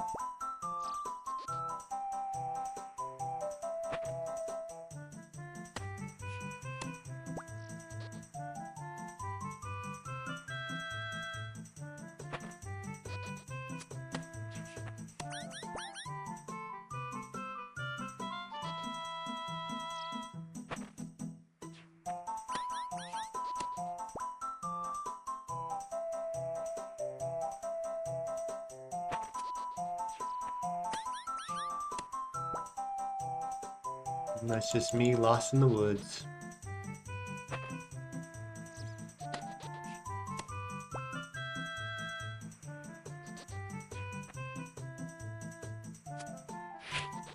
Yeah, this is going up pretty quick. We're almost at 45, and that's going to unlock Trouble Tortugans. We'll go to 46 so that we can start doing contracts. And so now we can do Black Warlocks or these bats. Those Warlocks are going to give us some strength pots, and It might be pretty handy, to be honest.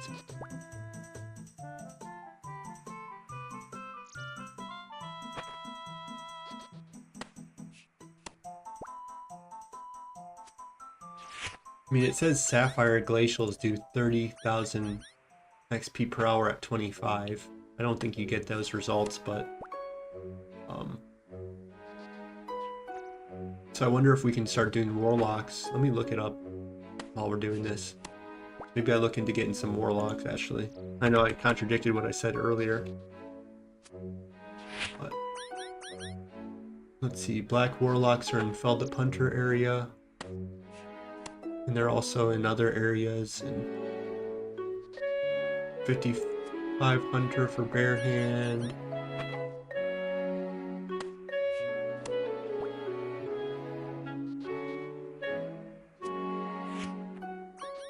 Oh, there's even a single spot that's stuck. That's kind of cool.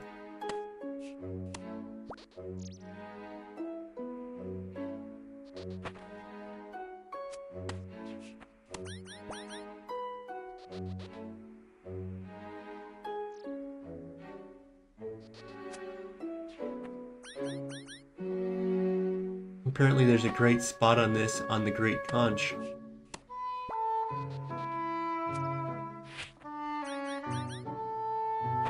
The Great Conch shimmering mistol.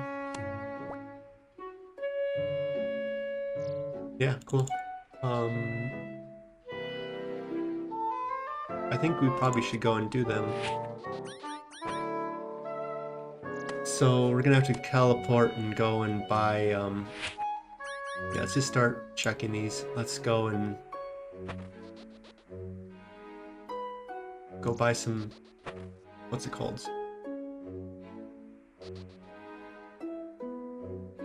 Okay, let's look at skill calculator.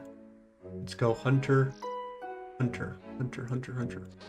Let's say 46, and then Black Warlock should be at the bottom. And you need 90 of them. Yeah, it's only 90 of them to get to 46, and I think that's going to give us a good, well, let's dismantle this. It's taking too long. Let's go ahead and teleport out.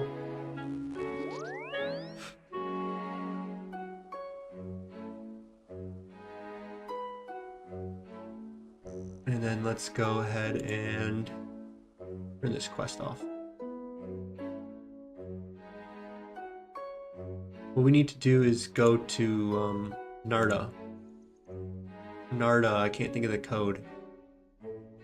DLQ, it's not Narda, I don't think.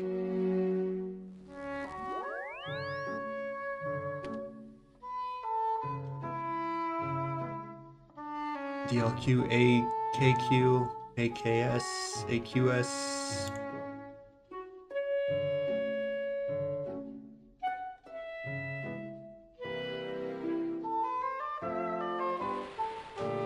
Okay, that's where we're going after.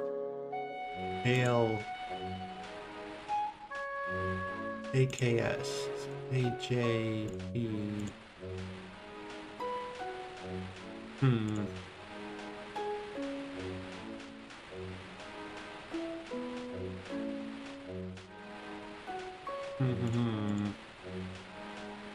Okay. Let's look at the map. We're trying not to type it in so I can start memorizing them. And DLQ, what did I say? What did I say before? I said DLQ. Did I not put it in? AKQ or something? I think I said DLQ. I don't know. I don't know, it goes on my mind sometimes. I'll have to look at the footage, I guess.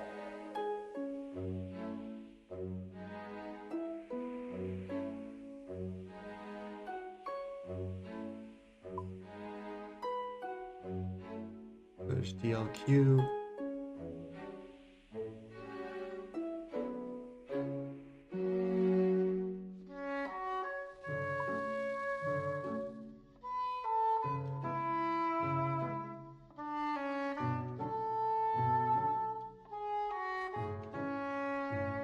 Okay, here's our dude over here. Let's go ahead and buy 50. Where's my bank? This is not my bank. That's my bank.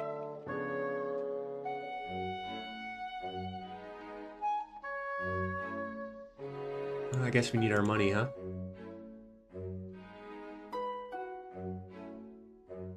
We'll come here, we have 150, that's good. Let's just buy the full inventory while we're here. Our full stock, I mean to say. 2 more. And then we'll go to ALQ, I think it was. Is that the name? AKS? AKS, I feel like it's the Faldet Hills.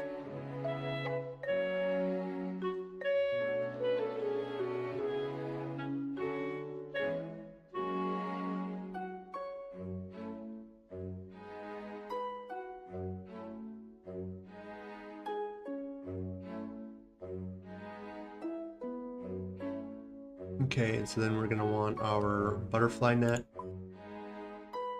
We're gonna want our cloak. I think we're gonna want to wear our cloak though. What'd I do? Wear. And then we'll want our nets, or our jars, or whatever.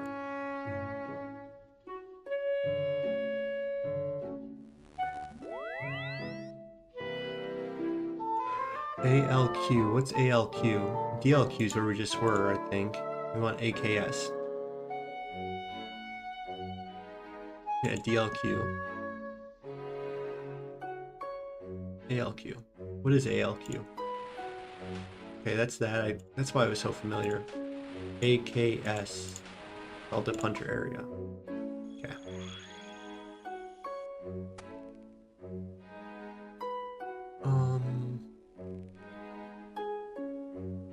Where are these things, huh?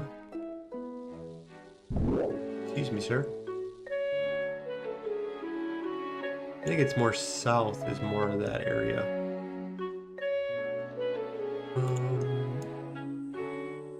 Those are those. There's some copper tails. There we go, we get a lamp. I like lamp. I love lamp.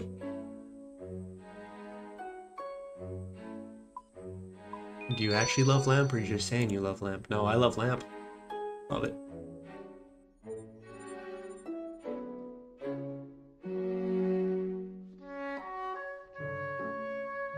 Okay, here's some copper.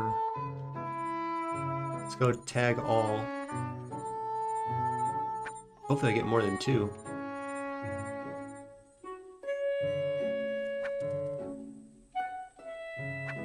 Okay, let's see where the 2 spots are. Hopefully they're kind of close. Okay, looks like we're just gonna do 1. And while that's going, let's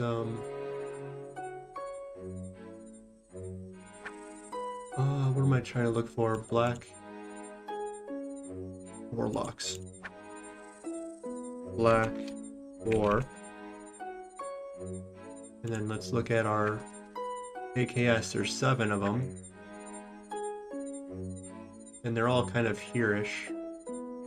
Let's kind of go up more this way and see if we can find a better spot.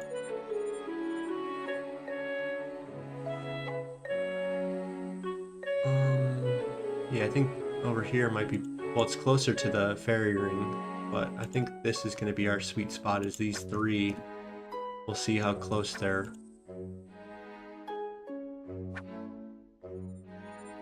There's 1, and 2's over there. Kind of, might not be too far. Let's see. Yeah, I think we're going to be better off just doing 1, huh?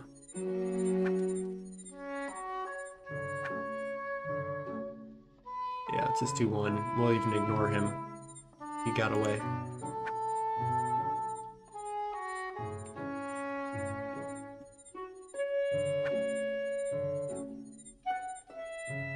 Apparently it's only 90 of these to get a level, so it's not too bad. Seems kind of quick, to be honest. 50 times 90. Yeah, it's about 40,000. Excuse me, sir. You're in my spot. Thank you. Oh. Excuse me, sir.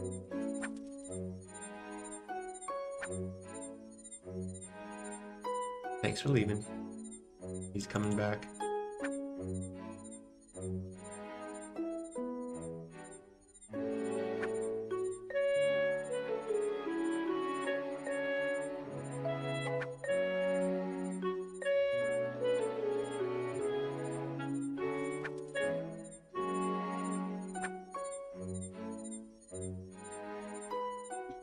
We might use a lot of those snowy nights for the crazy archaeologist that he takes off your stuff and the jars can kind of remain. So it's only 15 health. I think there's better healing stuff at different levels, but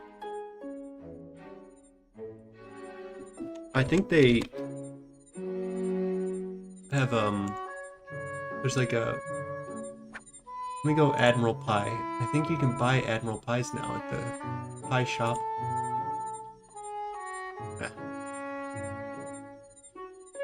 The fish pie looks like the best one they sell. Meat pie. I could have sworn they now sell them somewhere. But there's a way to get some pies in the game. I could have sworn I saw a new release that had that. Thought it was the Admiral Pie. Just the Cook's Guild.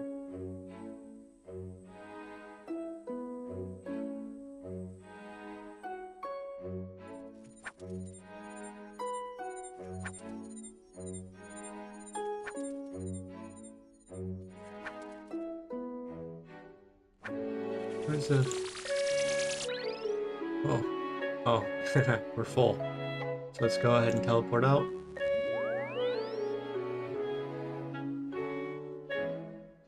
And yeah, I think that went by pretty quick, and it's, you know, going to be 27 times 2 dosages. Oh look, we got a rune sword. We actually want to keep that, because that might come in handy. Especially if we're going to go and try to do the eclipse eventually. Not today, I guess, because we don't have the Slayer level 48. But if we get to 48 Slayer, I think we'll want to go and do that. So AKS. Yeah, I could have sworn.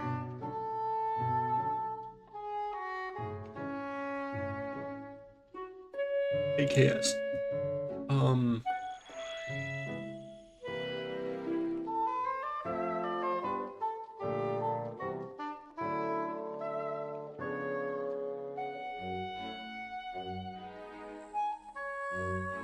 Oh, that's raw summer pie. Let's go cooked summer pie then. Where's a cooked summer pie?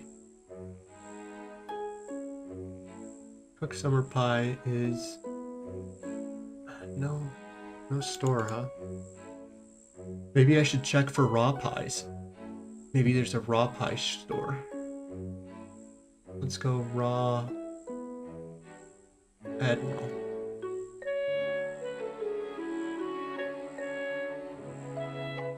No. Okay, yeah, I don't know. I don't have my jars. Let's get some jars, huh? This is the reason why we're doing it, is to get some jars. Also to get our hunter up, but...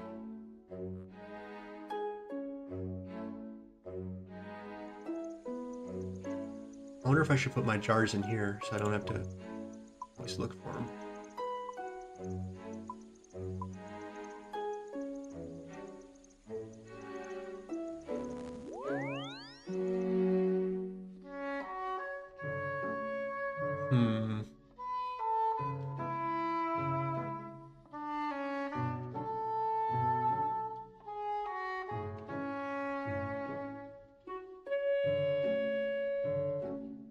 So you need salmon and tuna to make Admiral pies. Apparently it's 70 cooking. Maybe that's not a terrible idea of just an item to eat. They're not that hard to make, huh? We're gonna get some tuna from, what's it called? Managing Miscellanea.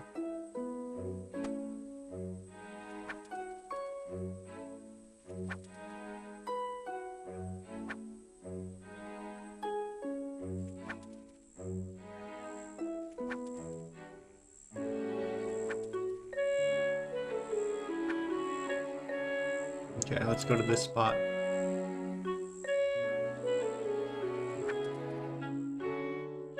Yeah, 70 cooking, you can make these Admiral Pies, and Admiral Pie has, I think, 22 health or 20 health or something per inventory spot. It's pretty solid. Good enough.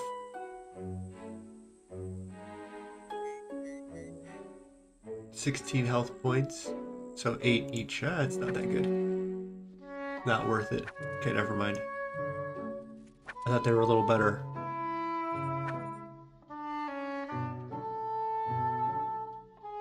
Wild Pie's the good one. Dragon Fruit is better. So Dragon Fruit would be is about where you would care to maybe do that. Your inventory is full. I didn't click on that, did I? I must have clicked on this jungle tree, huh?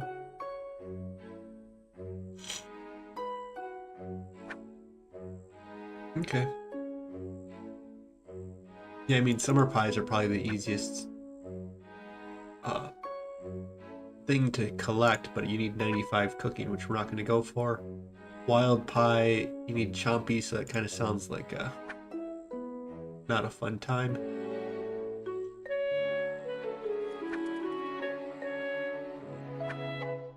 You also get them from doing Yama, I know, and I think there's other things that drop them. I think the those new spiders, the Raxors, you can get some wild pies from them. Although if you're doing a Raxors, I don't know what you need a Slayer boost for anymore. Pretty high.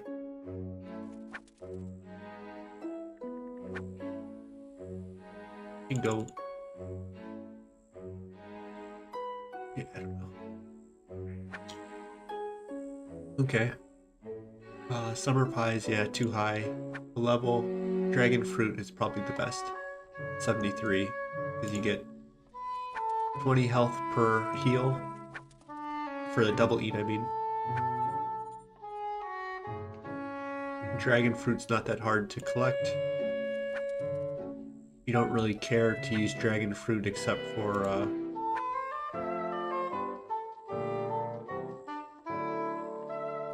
dragon fruit is only used for payment for other farming items.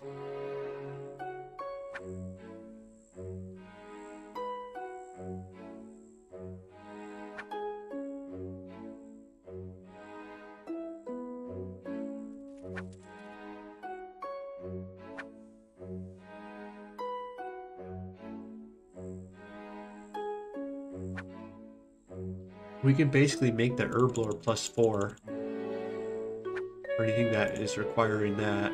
Those are pretty easy to do and make.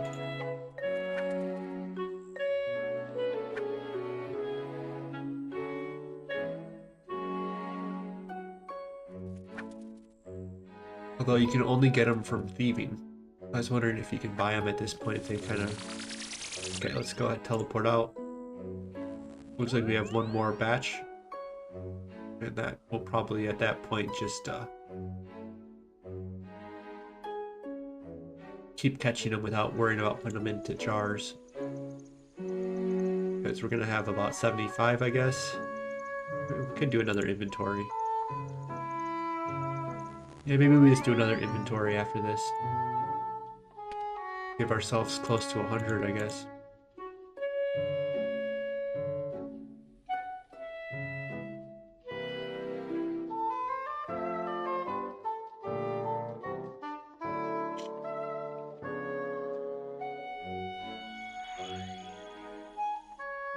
Oh, so these things are the tops of the Tithe minigame. These Golavanova fruit tops, that's what that comes from. I never really cared to wonder where that came from and what it was or anything like that, but that's what that is. It's the Tithe minigame. Let's go over here, I guess.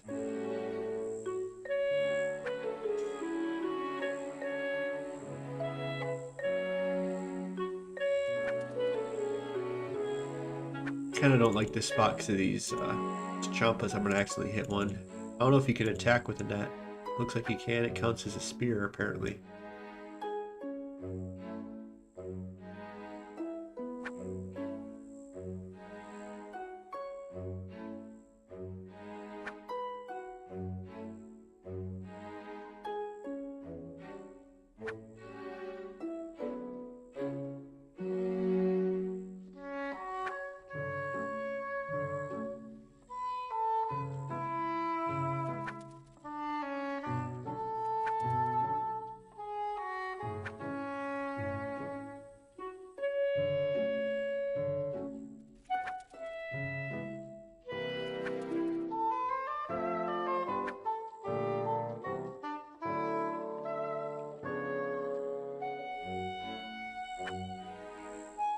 I'm wondering if I should do melee at Revenants, because I'm gonna have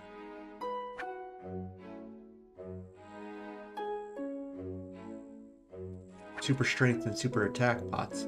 Basically, I'm not gonna have super range, so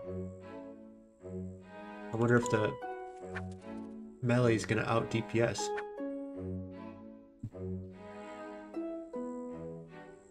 Now the thing is you can't wear barrow gloves and you can't wear a strength amulet, which are both give strength its competitive edge is often because of those two items. You know, range, you don't get strength from those two item slots. So that's a lot of where melee makes its value is with your necklace and with your gloves. And in the Rev Caves, well, you wear a salve amulet and you wear Ethereum bracelet. So now maybe a super strength pot is more worth it than those. You know, they have that new blade in the game, the sword, the what is that called?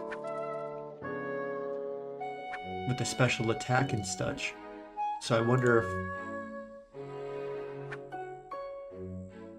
wondering if I can anti-PK a little bit now that I have a spec weapon. I can maybe put my my magic to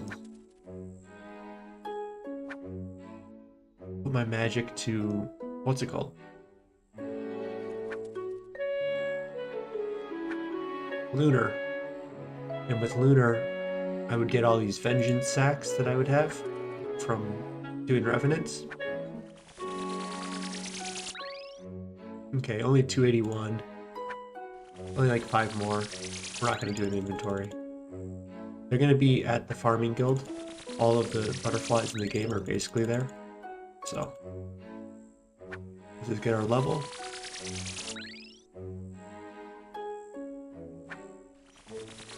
And we'll be at 46. 46 will unlock Hunter Rumors.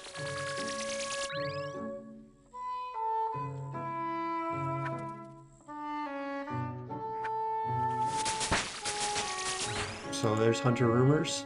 Now access Hunter Guild and take on Tier 1 Hunter Rumors. Very cool. Let's go ahead and teleport out. I don't know where I want to go yet.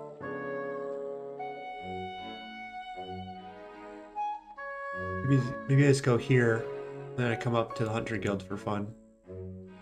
And I'll look into what I need to do for this Quetzal. I might already have access to it, that'd be very nice. So AJP.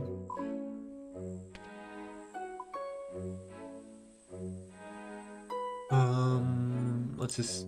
Well, we're almost there. I was about to just teleport, but our fairy ring is right here. Okay. AJP. I want to check out this Quetzal guide and see what places we don't have access to. And I think you can build these. I've never done Hunter Rumor before on my other account. I was already high enough hunter and I didn't really care for going higher. So I think if we go travel, let's see. So we have Hunter Guild is accessible by going to from here to here. We do Quetzal. Salvager Outlook, I don't know what that really is. Fortress Coliseum, yeah.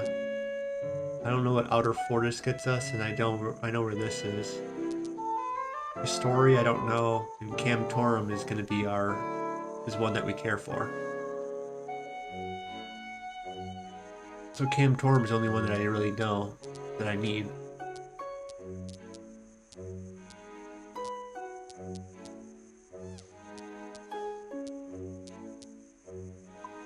So we have Outer Fortress, I guess is this. So it's just on the outside here. I don't really see anything. We have a fairy ring. Fairy ring's probably good enough. So I don't really care to build that. I don't really see maybe this tree, but I feel like maybe this Quetzal will be better for that anyways. Because there's a farming spot right here. And so if I want to do Colossal Worm, I can teleport to this Quetzal basically, and then I can also go do this hardwood spot. So that makes sense to me that I don't really see what this guy is going to do for me. A quick little prayer spot. There's a dock here that I don't think is that they put into the sailing. And then the Fortress Coliseum one is right here. That's going to be important eventually, but that might be a while before we care for that. And then I think there's one up here maybe. So this one is going to be the Salvager Proud Spire. There's not a bank up here that I can see. I don't know, maybe this plate body shop is really nice. It's a really nice plate body spot.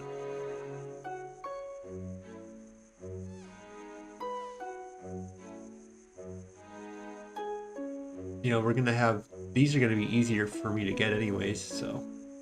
It's pendants, I think. So I don't really care for that one. I think the only one we care about is the, this one. Camtorum, but I don't even think I care for that because you can just use the calcified moth to get there. So I don't really see what this Quetzal, any of these Quetzal places, this Castori is like the only spot. Maybe that's the, for the new boss, maybe. That's my guess. This I think is the town. Then Castori must be over here.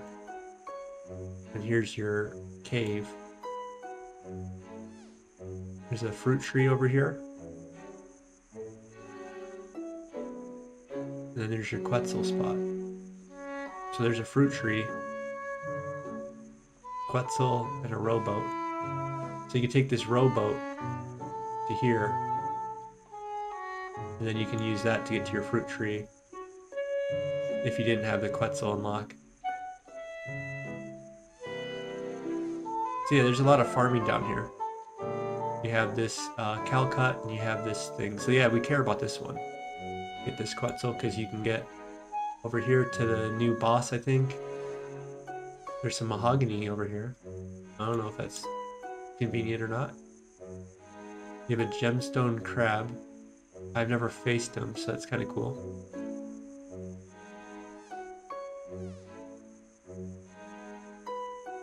Oh, this is a kind of a cool place story. And here's another gemstone place.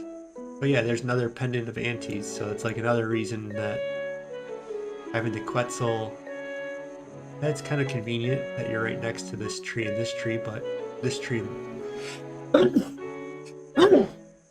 pendant's going to be probably more convenient. That you don't have to go to a Quetzal, you can just already be there using the pendant, so. All to say is I don't care for that, so I don't see anything for these Quetzal locations that I need to build for. Okay, so we're in the Hunter Guild.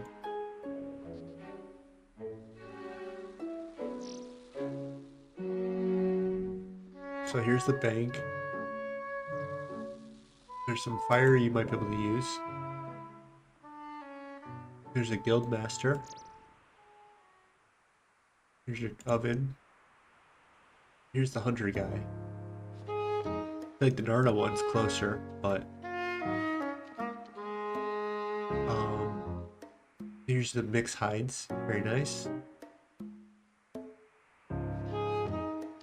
A convenient spot for thread and needle if I need to make those. My nose is starting to get destroyed right now.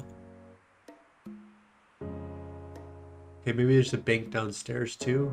I thought there was a spot here with like a trading place. So here's butterfly nets, or jars, and other things. Yeah, I feel like the other spot's much better, even if this is more conveniently located.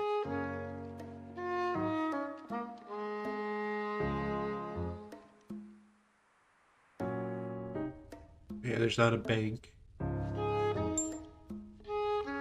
Okay, come down over here, let's check this out. So I'm pretty sure they got some nice furs here, huh? So yeah, here's those moonlights. So I'm gonna be... This is one of my eventual goals, is to be able to catch these. Can't really seem to tag them.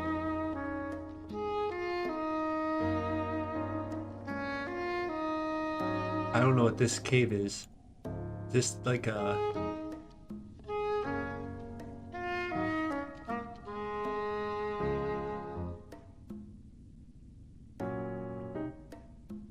I don't really know how to, okay, well, I'm not gonna worry about that, I guess. And here's some logs.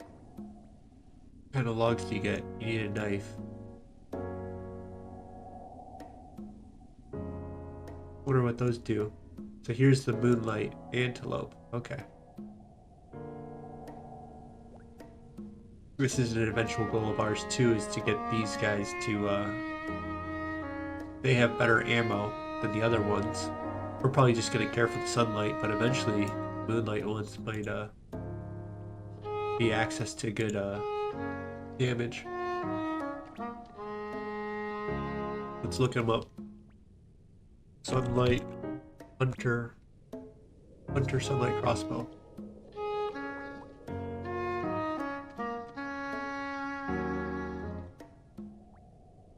It doesn't say the ammo on this page, does it?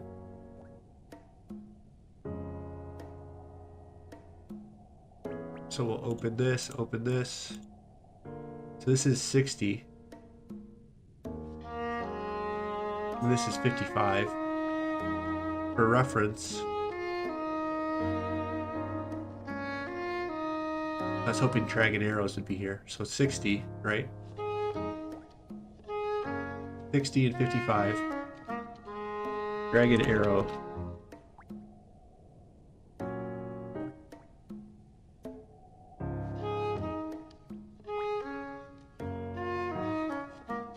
Is 60. So this is just as strong as a dragon arrow, but you can put on a odium ward and it's stronger than a dragon arrow. And you know, a lot of the dragon arrows are 5-tick weapons too, and they give a little extra boost with the weapon and such. There's some bonuses and such, but I'm just trying to say is that this is better than amethyst. So if you had a magic short bow with an amethyst, it's not even as good as this. 55, I think. Amethyst arrow. Amethyst arrow is 55. So these sunlight antler bolts are just as strong as amethyst, but you also get to wear a shield. And there's a lot of monsters that are weak to heavy, not a lot that are weak to just normal. So these are really good. Okay, so we're probably going to want to do Slayer for the rest. We had said maybe get our construction up, but we're kind of capped at Slayer because we can't really do the adamant salvage stuff until we do the Troubled Tortugan, and Troubled Tortugan we can't do until we get Slayer. And so I think that means I want to get to 48, do Perilous Moons. That will get us access to Cantorum. And this Napotzli. That didn't come out too bad, huh? And I think at this point, we can teleport there with the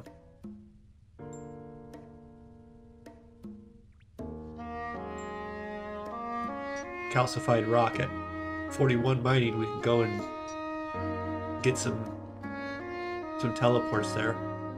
We might go in AFK there just to get those moths to teleport, get like 10 of them or something. Maybe that's what we'll do off stream when we get to 48. So let's try to do that, I guess. Let's go and let's do our Slayer task. So here's a novice. There's a master, expert.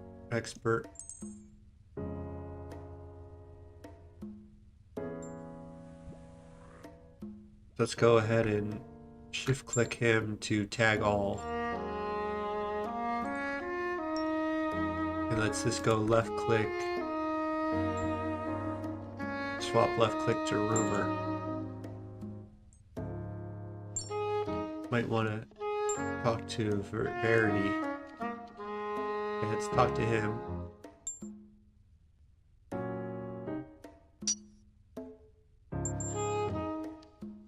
Rumor settings.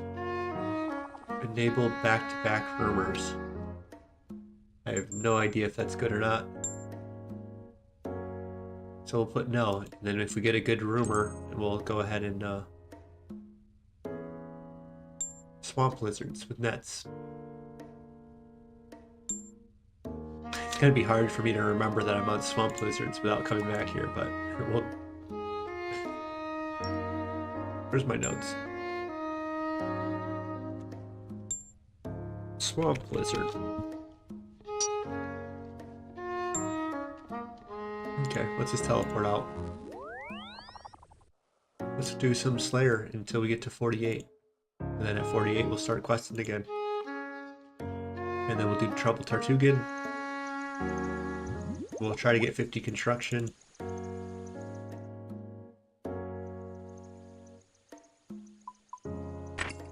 Okay, so our Slayer outfit is, we actually do full graceful. And then we want, oh, my thing got, I moved everything because I got rid of my adamant.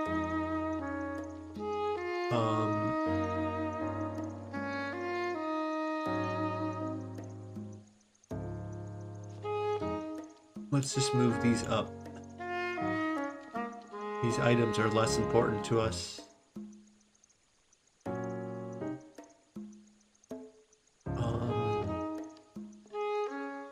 Just put these here for now. No, don't worry about it.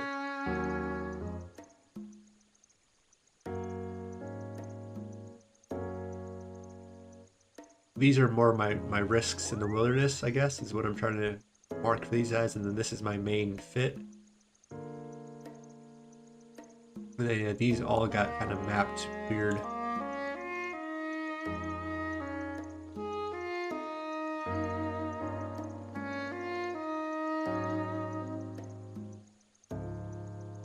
Okay, that's a better way of doing it. And then we want this over here, this over here. And so yeah, these are our main go-tos. These are kind of like optional. And then these are our, obviously our main pieces. And these are kind of our risks in the wilderness right here. That's how we have it kind of set up.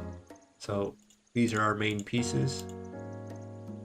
And then we want our adamant gloves to kind of be over here, I guess. Yeah, this is all messed up.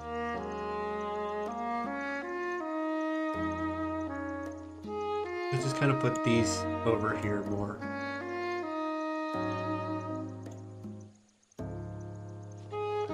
How do I want to do this? These two up here. Gloves right here so they're quick to our ranged area. And then our weapon and our recoils kind of nearby with our boots. But these are kind of our DPS area. This is kind of our defense area.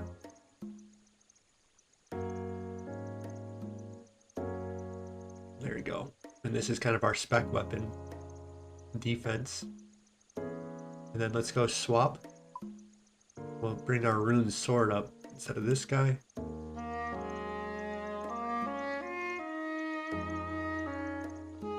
That's good enough, I guess, right? We have a rune sword close enough that we can kind of tell. Maybe we can swap it with this, swap it with this, swap it with...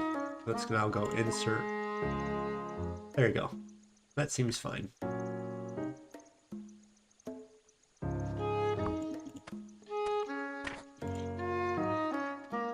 We got that trim armor now, but we wear our full graceful typically, and then we put our little swaps over here.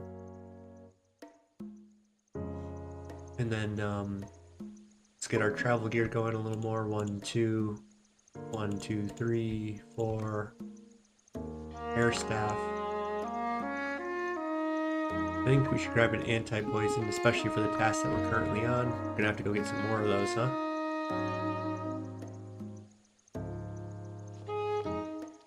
And our weight is -4. I'm not gonna bring a shield. We don't have a necklace and we don't have teleports, so let's go teleports. 1, 2.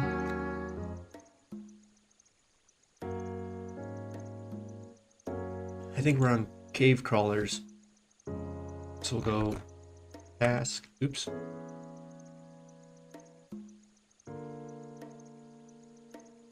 What's our task? Task is cave crawlers, so let's go teleport out.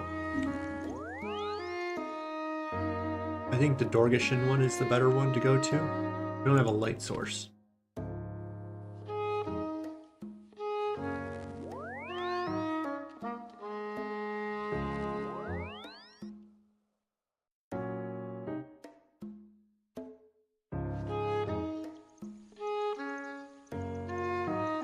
Okay, so like that, I guess.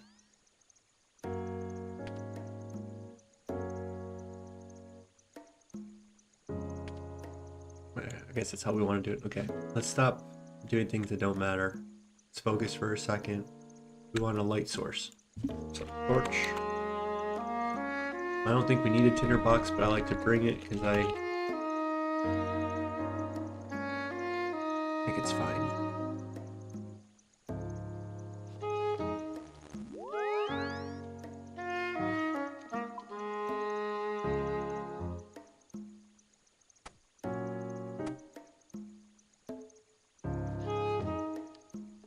This is what happens when I have too much coffee in my system.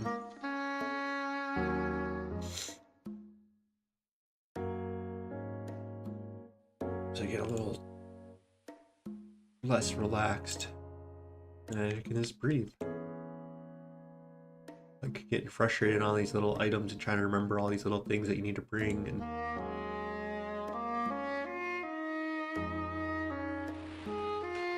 alright, AJQ.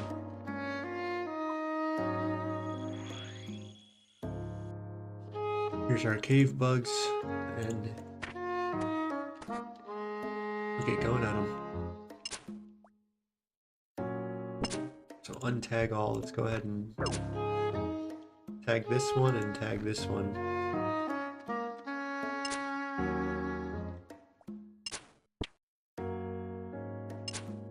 Shimmer, so tag all of them. I think there's more up here, hopefully. Cave slimes. There's a cave bug. Yeah, okay, that's the spot.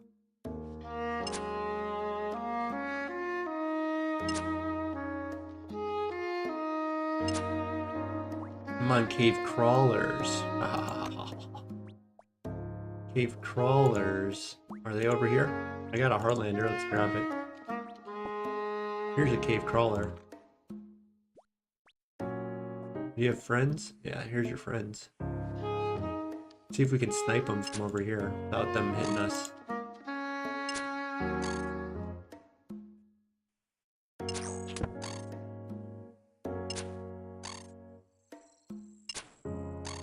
Yes, let's go ahead and tag this, mark this spot.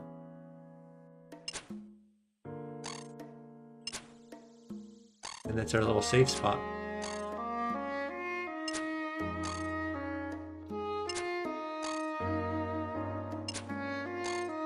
Nope. Thought he was gonna...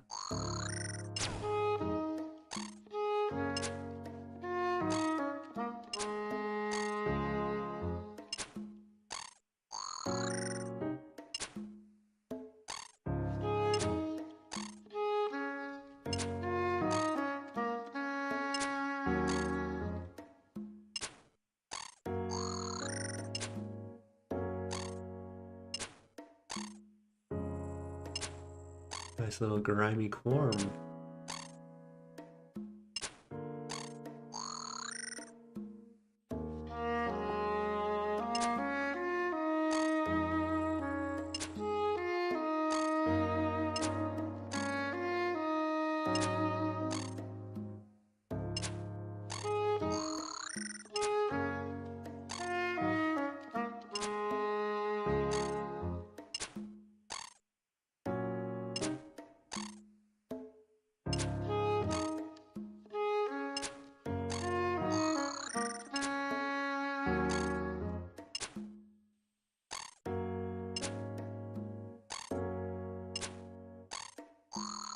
Alright, so yeah, this is a good task now. On a nice little quick safe spot. We don't have to drink any more anti-poisons. When we were in Lumbridge, we were doing that. Or I guess they're in Fremenic. I think that's where we were actually doing it. But this is seems to be a better spot, as it's quick and easy to get to this safe spot. Because otherwise we're going to have to go and pick up anti-poison again, and I'd prefer not to do that.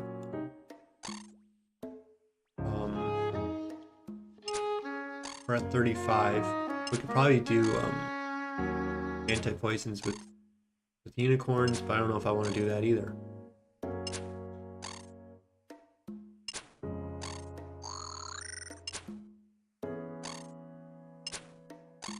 I think they're called unicows. Unicow.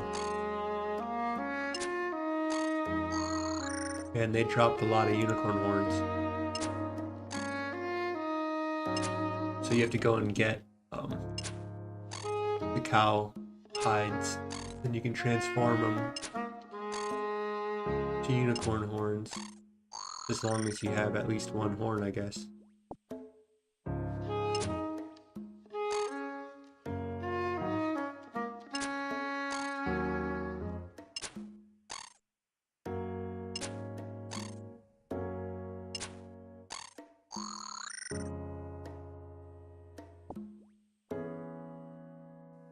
Then you get them noted somehow, and I don't know how it works.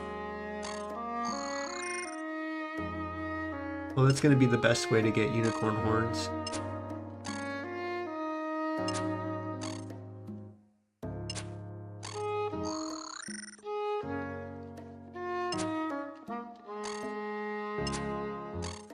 It says you get 700k an hour grinding unicorn horns. But, you know, that's not going to be the AFK style way of doing it.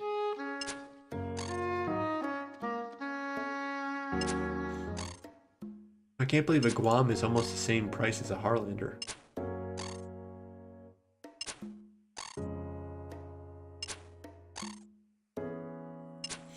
Okay, yeah, you get a lot of horns from doing spindle.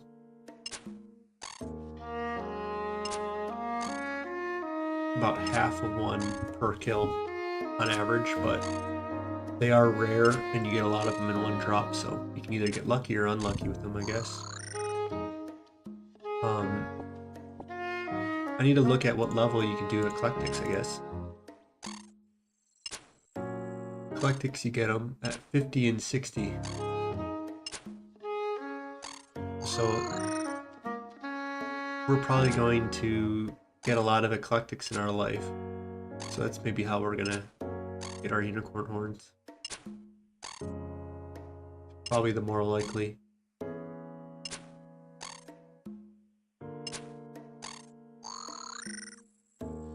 Otherwise, earth implings as well.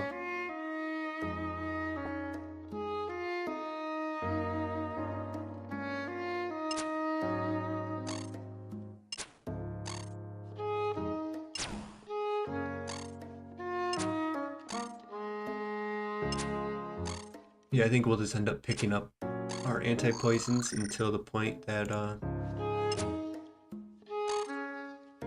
we get a lot of them from Spindle. So what was going on in my head was like, oh, I bet you need a lot of anti-poisons to kill Spindle. So that's like, eh. But I'm sure Spindle drops. No. I thought maybe he might drop.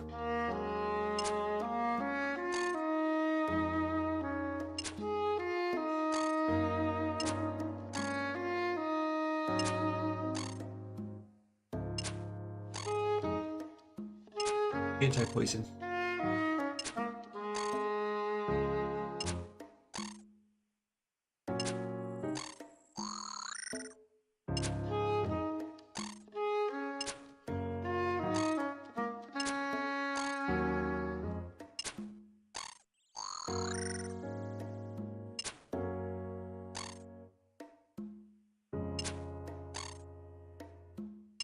So there's obviously the spawn for super anti-poison. Otherwise, you can get them from potion packs. Is maybe a way that we'll get them.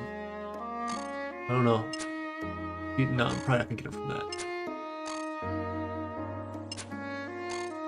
Temple spiders.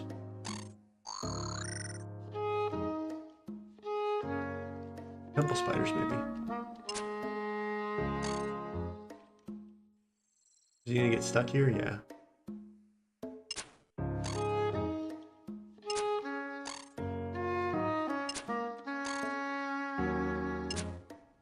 I'm just thinking maybe temple spiders might be decent because you can get a lot of XP from collecting those books, and that might be the best way to. Temple spiders are not poisonous either. So that might be an effective way to train combat up while also trying to get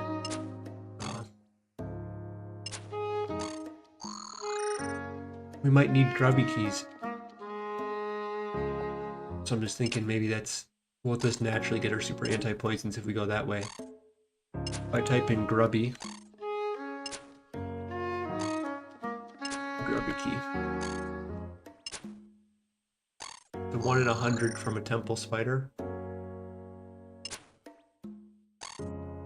1 in 80 from a red dragon.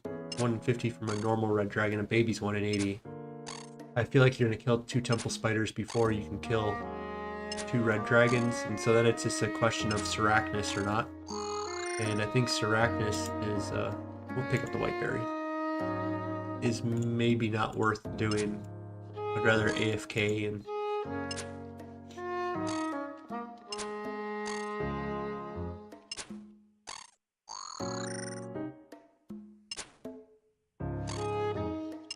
you know, after I collect a lot of legs from the other spiders, maybe I go and do temple spiders. I just want to do it without supplies is what I'm trying to get to. Is Seracnus, I think, is going to be I imagine he's going to eat supplies up.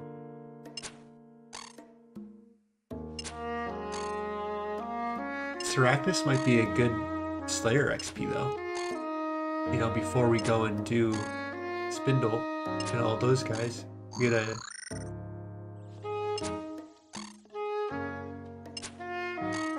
He drops a lot of gems. I like to see that. What else does he drop? He drops obviously the grubby keys. That's just the reason in itself to do. Drops crystal seeds. He drops weapon poison ++. He drops egg potatoes. He drops dragon bones. And he drops the tattered moon pages, sun pages, temple pages, grubby keys. Let's look at a guide for him. I want to see what weapons they recommend. I wonder if the new... Yeah, it says dual macchiatos might be good there. But if we end up doing this on the Slayer task, then we're probably not going to...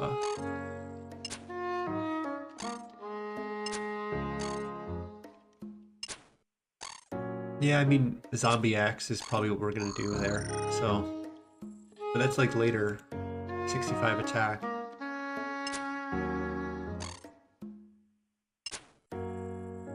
Yeah, I'm just debating a lot of things. So, do I want to keep my combat level low? Is what I keep getting tugged at, and we wanted to keep it below 85 because at 85 you unleash the dragons in the game. You start getting metal dragon and other dragons. We wanted to get to 75 so we can do Konar, but we didn't want to get to 85. Okay, we're done with this task. I was going to say we've been doing this for a while. Wonder how many extra we did. Probably not too many. So that's 31 tasks. Let's see, Renar seed to go? Nope. Never lucky.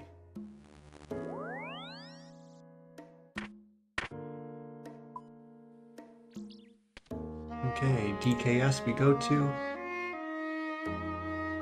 I've seen how good the glacial motleys are. And the dual macchiatos or whatever they're called.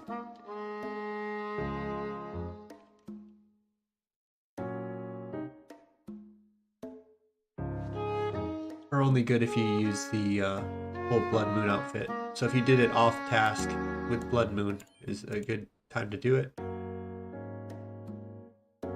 And well, that's not the way that we're going to do it. So we'd want to do it on task is the reason why we're doing it.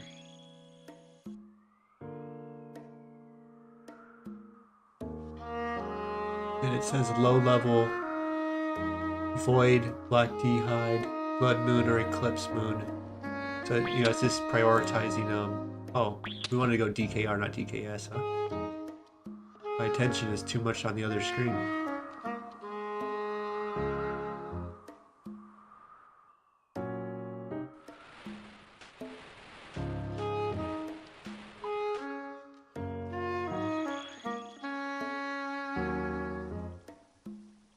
I wanted to go and do this with Proselyte and Glacial Tomatlis, and I just don't know if it's going to be worth doing on Slayer task or not. At that point, I probably would want to do the Wilderness Spindle over him, is all I'm thinking. Let's go see what our task is.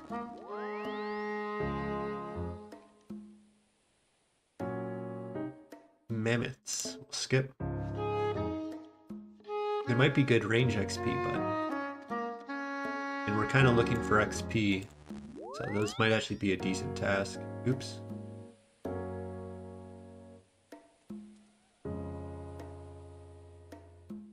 Yeah, too much on my mind. I gotta... Let's focus back in, relax. Don't let the coffee take over. Okay, so... Jewelry. That was our last one, so let's grab these. Let's grab our cosmics. And I think it's a water staff.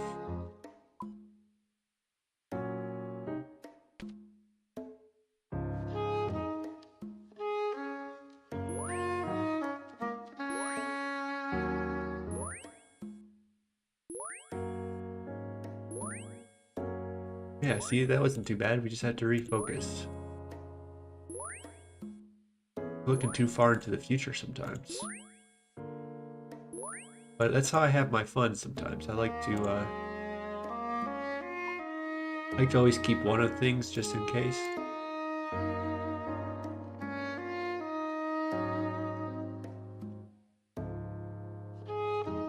Mammoths.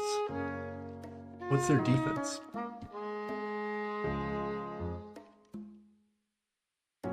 Defense is 50. Eh. They might be too strong. So let's just go and do Earth Roam. But before we do that, let's put this on. Let's go left click, swap left click to Earth Roam.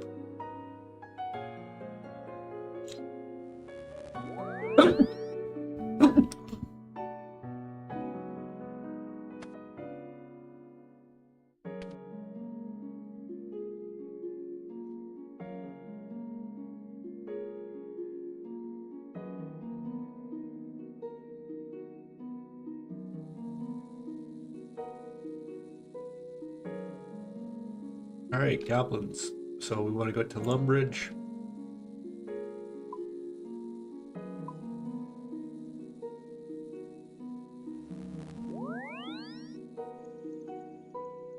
And we become the Goblin Slayer.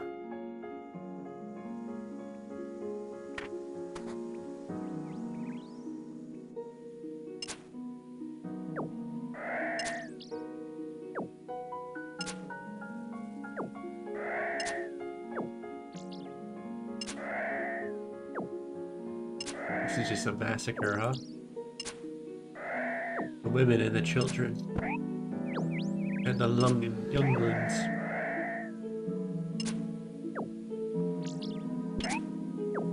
Can't catch that butterfly, I didn't think so.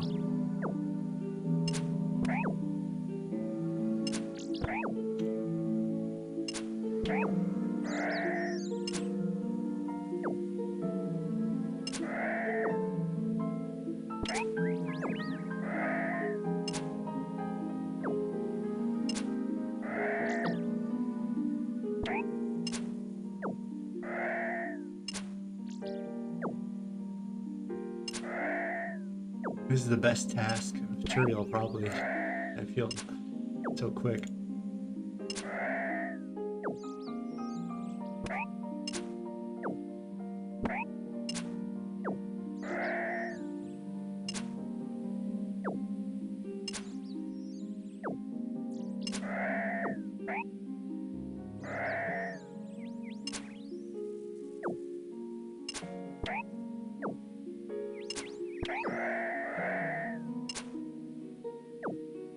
But yeah, it's a massacre.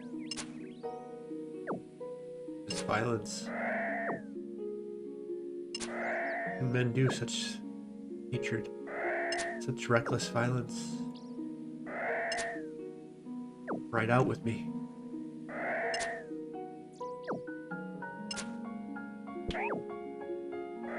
Alright, looks like that's it.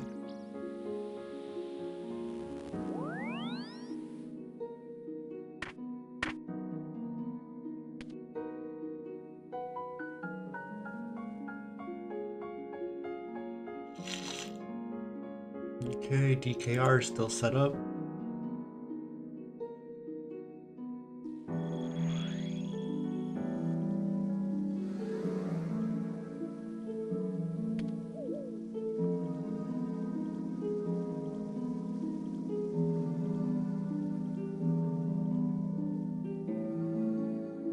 Spiders. 85 spiders. Go ahead and cancel. But eventually that's going to be one of our best tasks. Might be our greatest task.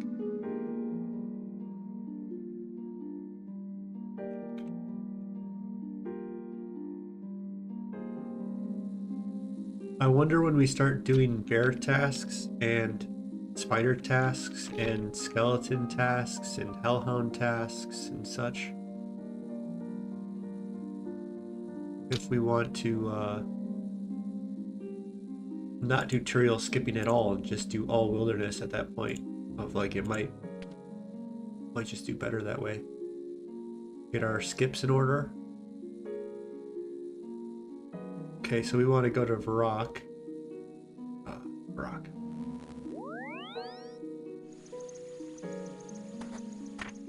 Oops. Put these on for a minute. I meant to put that on.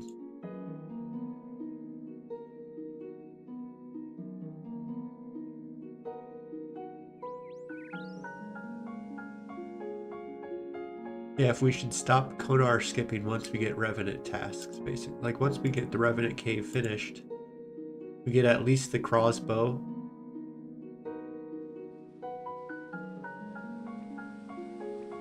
There's a case to be made that we just need the crossbow, and that we could use the zombie axe against Vedion, maybe. I want all three of them, but if we get spooned, we might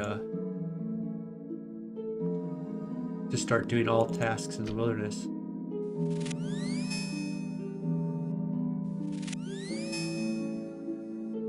This guy had a wolf task? He's got a helmet on.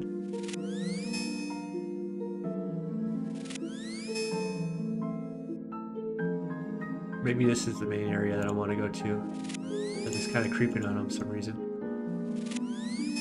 Even found a new fluff. He world hopped.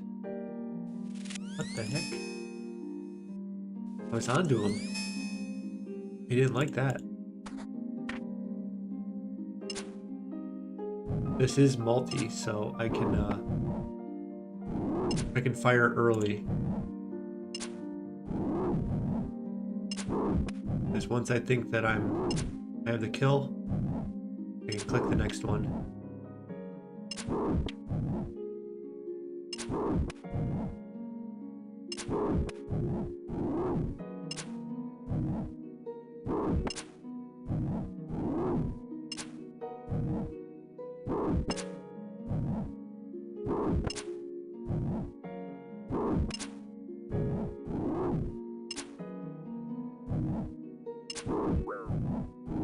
This is a good task too, huh?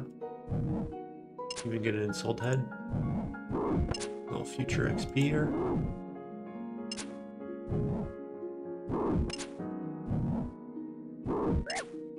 They should really look into some I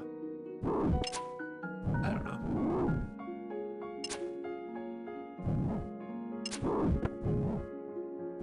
Maybe they shouldn't. Maybe they just should not do what I was gonna say. Because there should be a Minotaur boss and some other options that they might want to put into the game. I feel like that's an easy, fun boss that they can make. But I don't know, do they lack the ideas of boss designs? It's more the mechanics, right? Can they make good mechanics for things or not?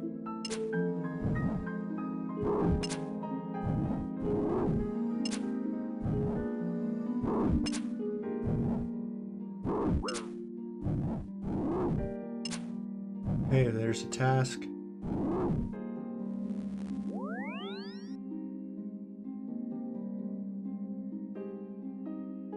We got our Minotaur head. It's only 183 coins, so it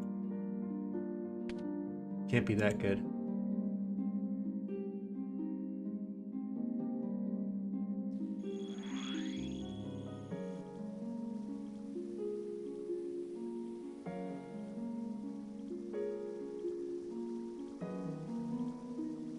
Okay. Assignments. Earth Warriors. Nope. Let's go ahead and go see our girl. I guess he's a guy. Turiel.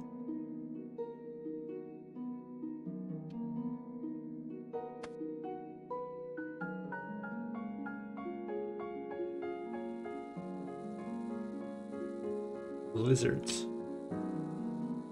So I think that's a lock. Because I think you need to... Lizard.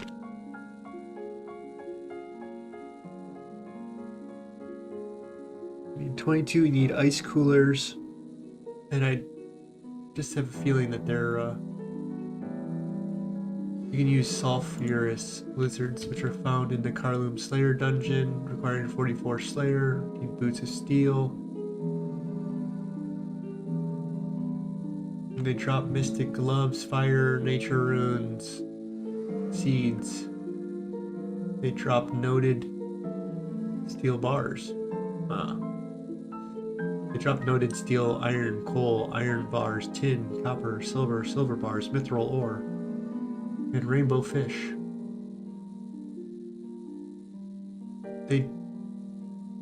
Every 10 kills, you'd get a steel bar. I feel like we're kind of low on steel bars, right? Let's just do this one task and then we'll see how it goes.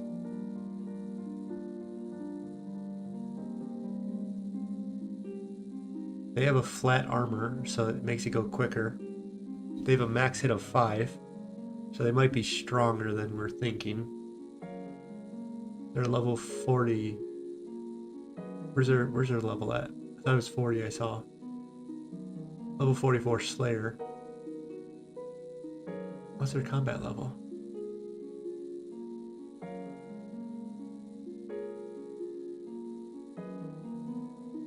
50 health.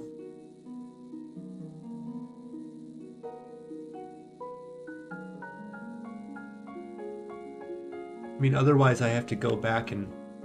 Well, I mean, at this point, maybe I just go and make my own steel bars, and that's more worth it than doing this. So let's just go ahead and cancel. Let's go rewards. Let's go tasks. And then block. Block is worth 40 points. My Slayer points. No, we'll go do this task. Let's go try the Carloom spot. I think we have Boots of Steel in our Boots of Stone in our thingy.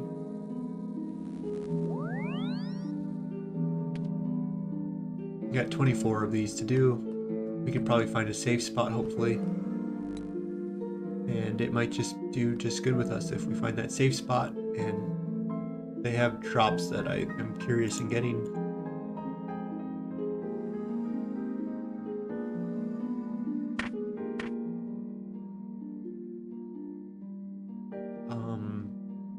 CIR for our farming guild / Konar. We have the agility to climb up, and so we shall. Okay, so that means we're gonna need our Boots of Stone. I wish you got Brimstone keys anytime you went in here. You should really think about that. Make all the worms, Hydra, the drakes, everything like that double the Brimstone keys. That you get extra for Konar, and then you get just normal or off task. I think would be a decent addition. But what do I know? So I don't know if they're aggressive or not. Let's see. We're on the page already. Aggressive. Yes. Okay, they are aggressive, so let's get rid of this. Let's just get rid of all the excess things. Let's get our Boots of Stone. Let's get our... We're gonna want to equip the best stuff we can, so we want gloves. We're gonna want our necklace of accuracy, I guess, until we get a power amulet. And then we'll keep this in our inventory. We might be able to do it all in one trip. I don't know if there's stuff to High Elk, and they drop High Elk runes, so nothing to High Elk. And food, I guess. Just bring all of these.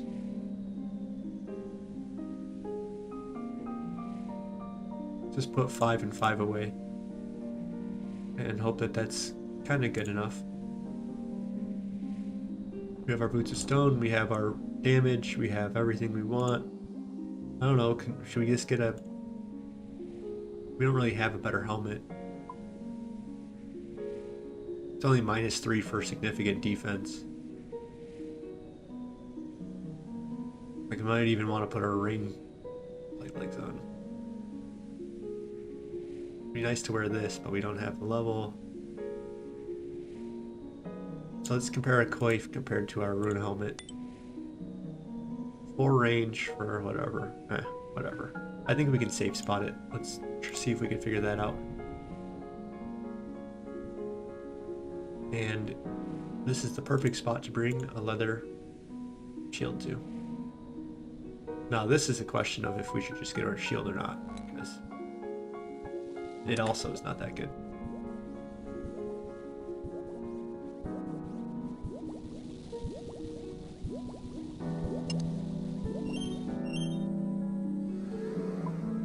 So we have worms, we have hydras,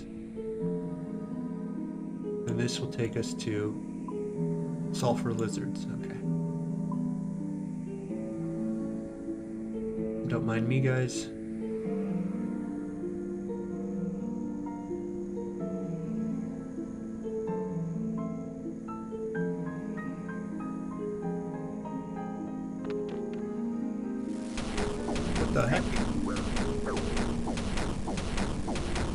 Insulated boots. Those aren't gonna do. Shoot. Brought the wrong boots. These stupid boots. I need my boots of stone.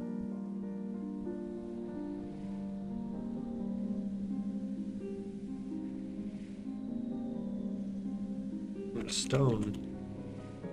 We have to go buy some. Oh, there they are. Okay. Well, I guess we're gonna have to eat some food. Let's bring some strawberries and bring all these too.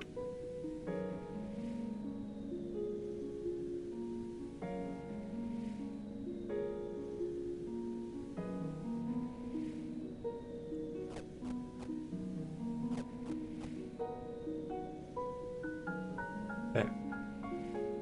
Let's hope this next time goes a little better. And let's just bring more strawberries then. That's much better. Probably drop that and just eat these. All about the strawberries. Anyone that's told you differently doesn't know how to play the game. Strawberries are life. And so is not stepping on the lava. Like that's the little kid game. You're on lava, you're on lava.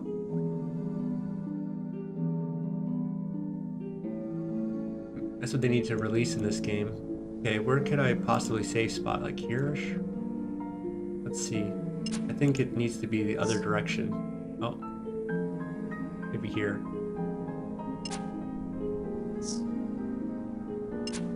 Okay, cool. So this is a safe spot right here.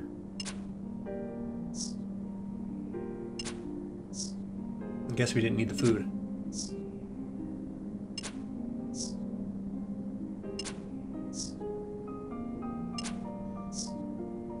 Yeah, I mean, we need XP. Like, we want to skip and do them quickly, so we might eventually block these. But I want to get a Slayer ring so I can go and get my...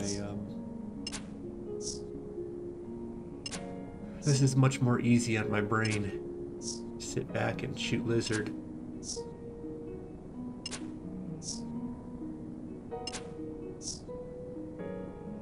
I like the drops that they give.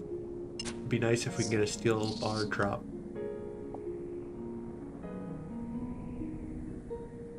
Ah, strawberry seeds. Strawberries are life. Remember that, guys.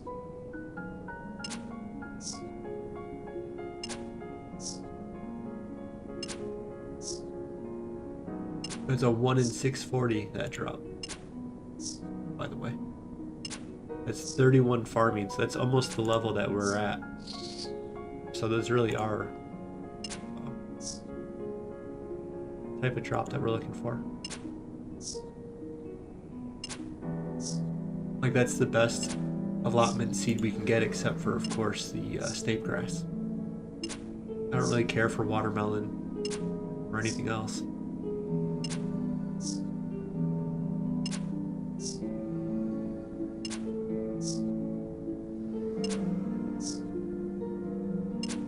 You get a lot of iron ore drops here. You get almost 2 per kill, it says, on average.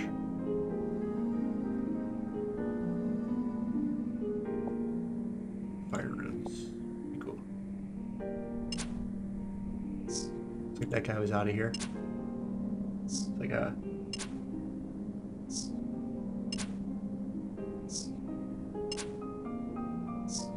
I'm not dealing with this Chad. You know, when I'm here, everyone runs, you know? Here's a look at that. Can't compete with that.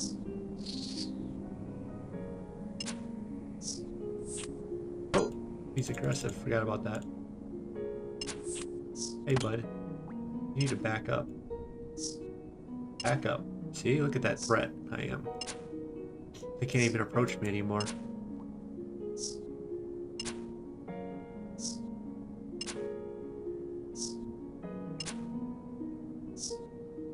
Do they have a superior?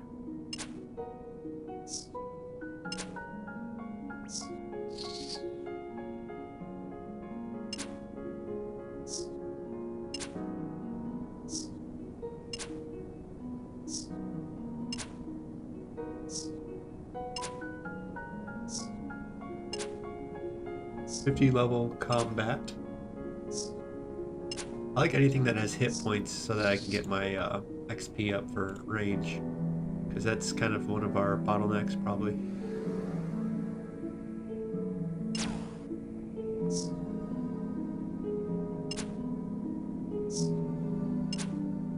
Cold-blooded creature, partial to warmth. Makes sense.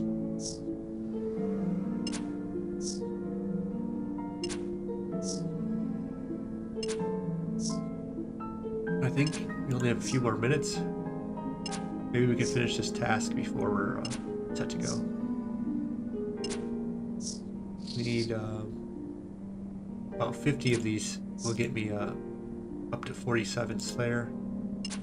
Some tin ore. That's pretty useless. But we'll collect them because we haven't even done what's it called yet. I don't care. We're not going to collect them. The dwarf quest. The giant's dwarf.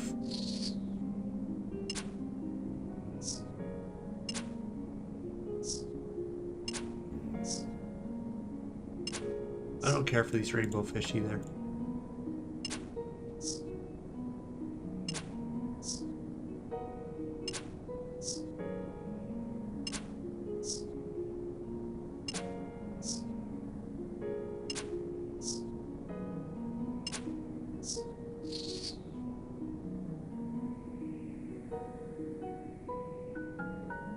I'm just waiting for my steel bars. That's the reason why I'm here.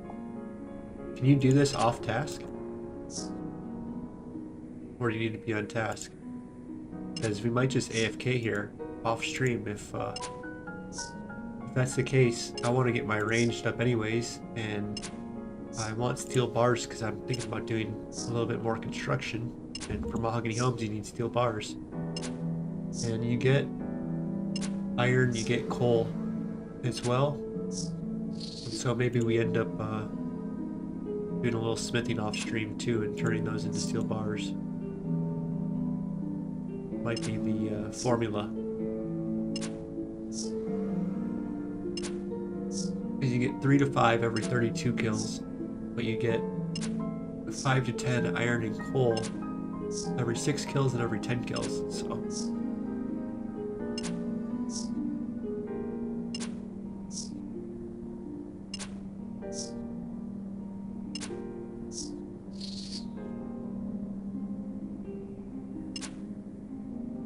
here's our cold drop.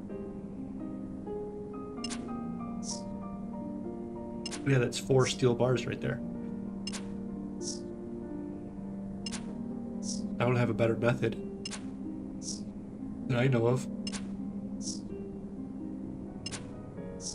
You can get coal easy. You can just buy coal, obviously. You can just buy iron ore, so maybe that's the actual best method.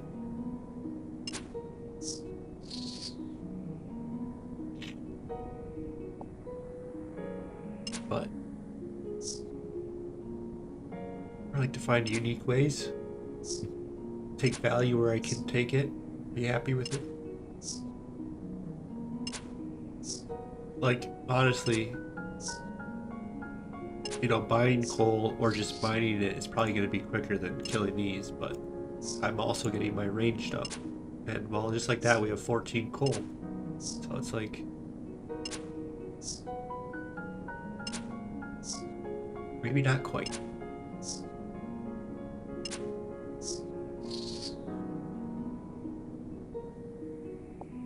What else we get? Some iron ore right there. Look at that. So I don't know, I find that this is more fun than just going and buying it. It's not like we have unlimited money.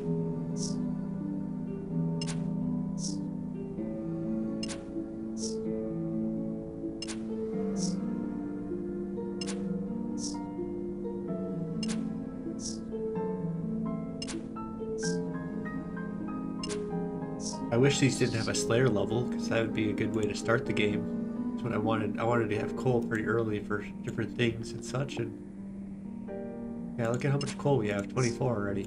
We haven't even finished our task yet, so I think we don't need to, don't think we need to AFK here. I think we have more than enough. We have 9 bars right there.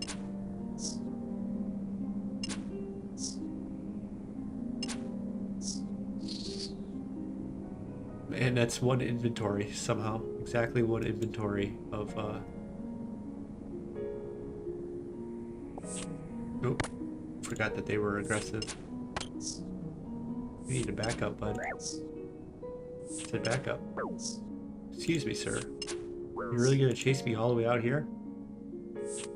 Boy. But can you chase me here? You can. But can you chase me if I go here now? This guy is quite the... His intelligence is surpassed mine.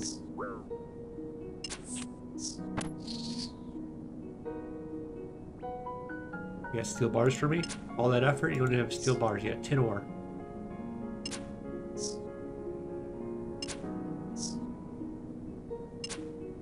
Alright, we got 3 minutes. Can we get these 6 kills? 30 seconds a kill.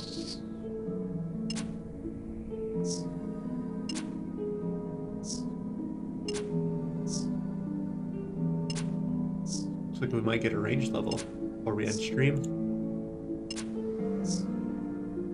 Go see if we get a rev task.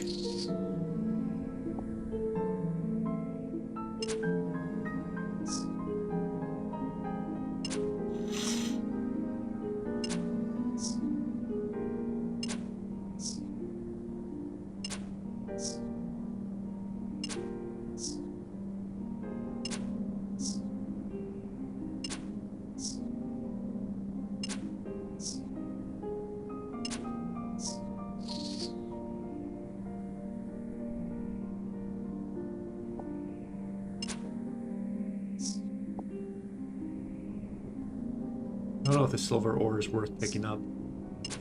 Pretty sure. It might be. Who knows?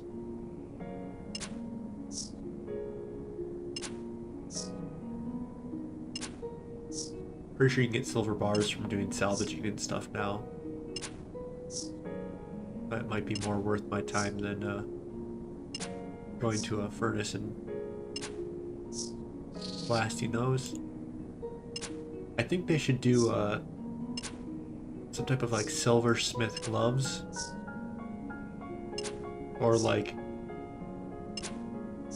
maybe they should do as a jewelry bar, a jewelry area for silversmith or something that lets you go from ore to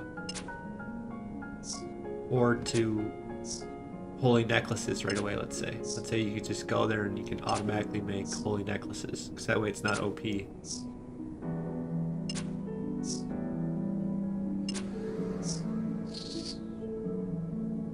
And we got some more iron ore, so that's kind of cool. Okay, let's go and teleport then.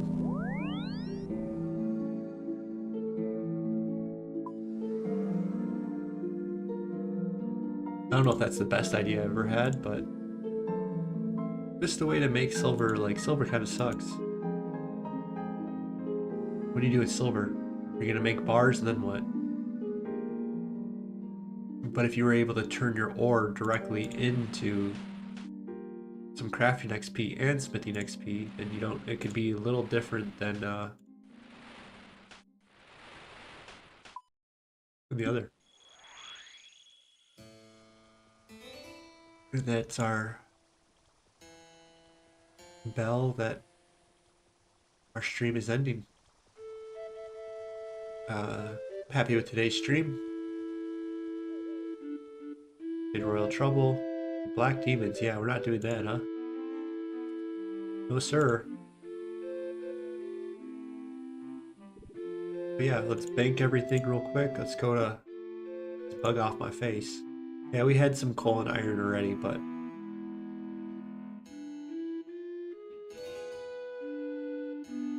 Let's just bank everything real quick. Let's pull out 9, and the rest. Oh, excuse me. I just want to show that it takes a minute to do this, and you only get 17 XP, but I'm stressing about where am I going to get my steel bars from. Like, oh, I need something to drop me steel bars, and sometimes it's just quicker just to make 9 of them real quick, and that would get my construction up to past the point that I care for. So sometimes, as I say before, you just need a path. It doesn't matter about having the best path, having the most efficient path, focusing on all the analytics and all this BS out in the world. Sometimes you just have to do. And, well, we just make 9 bars and we go on. Like, I literally am just ranting. Like, how much energy am I spending on my rant right now? Is that worth my time? I have to, everything in my life, do I have to figure out if it's worth my time or not? No. Sometimes you just have to do. And, well, we're just doing. I'm doing to it. And yeah, I have to go blow my nose and my stream, and have a good day. And I hope you do too. So take care now.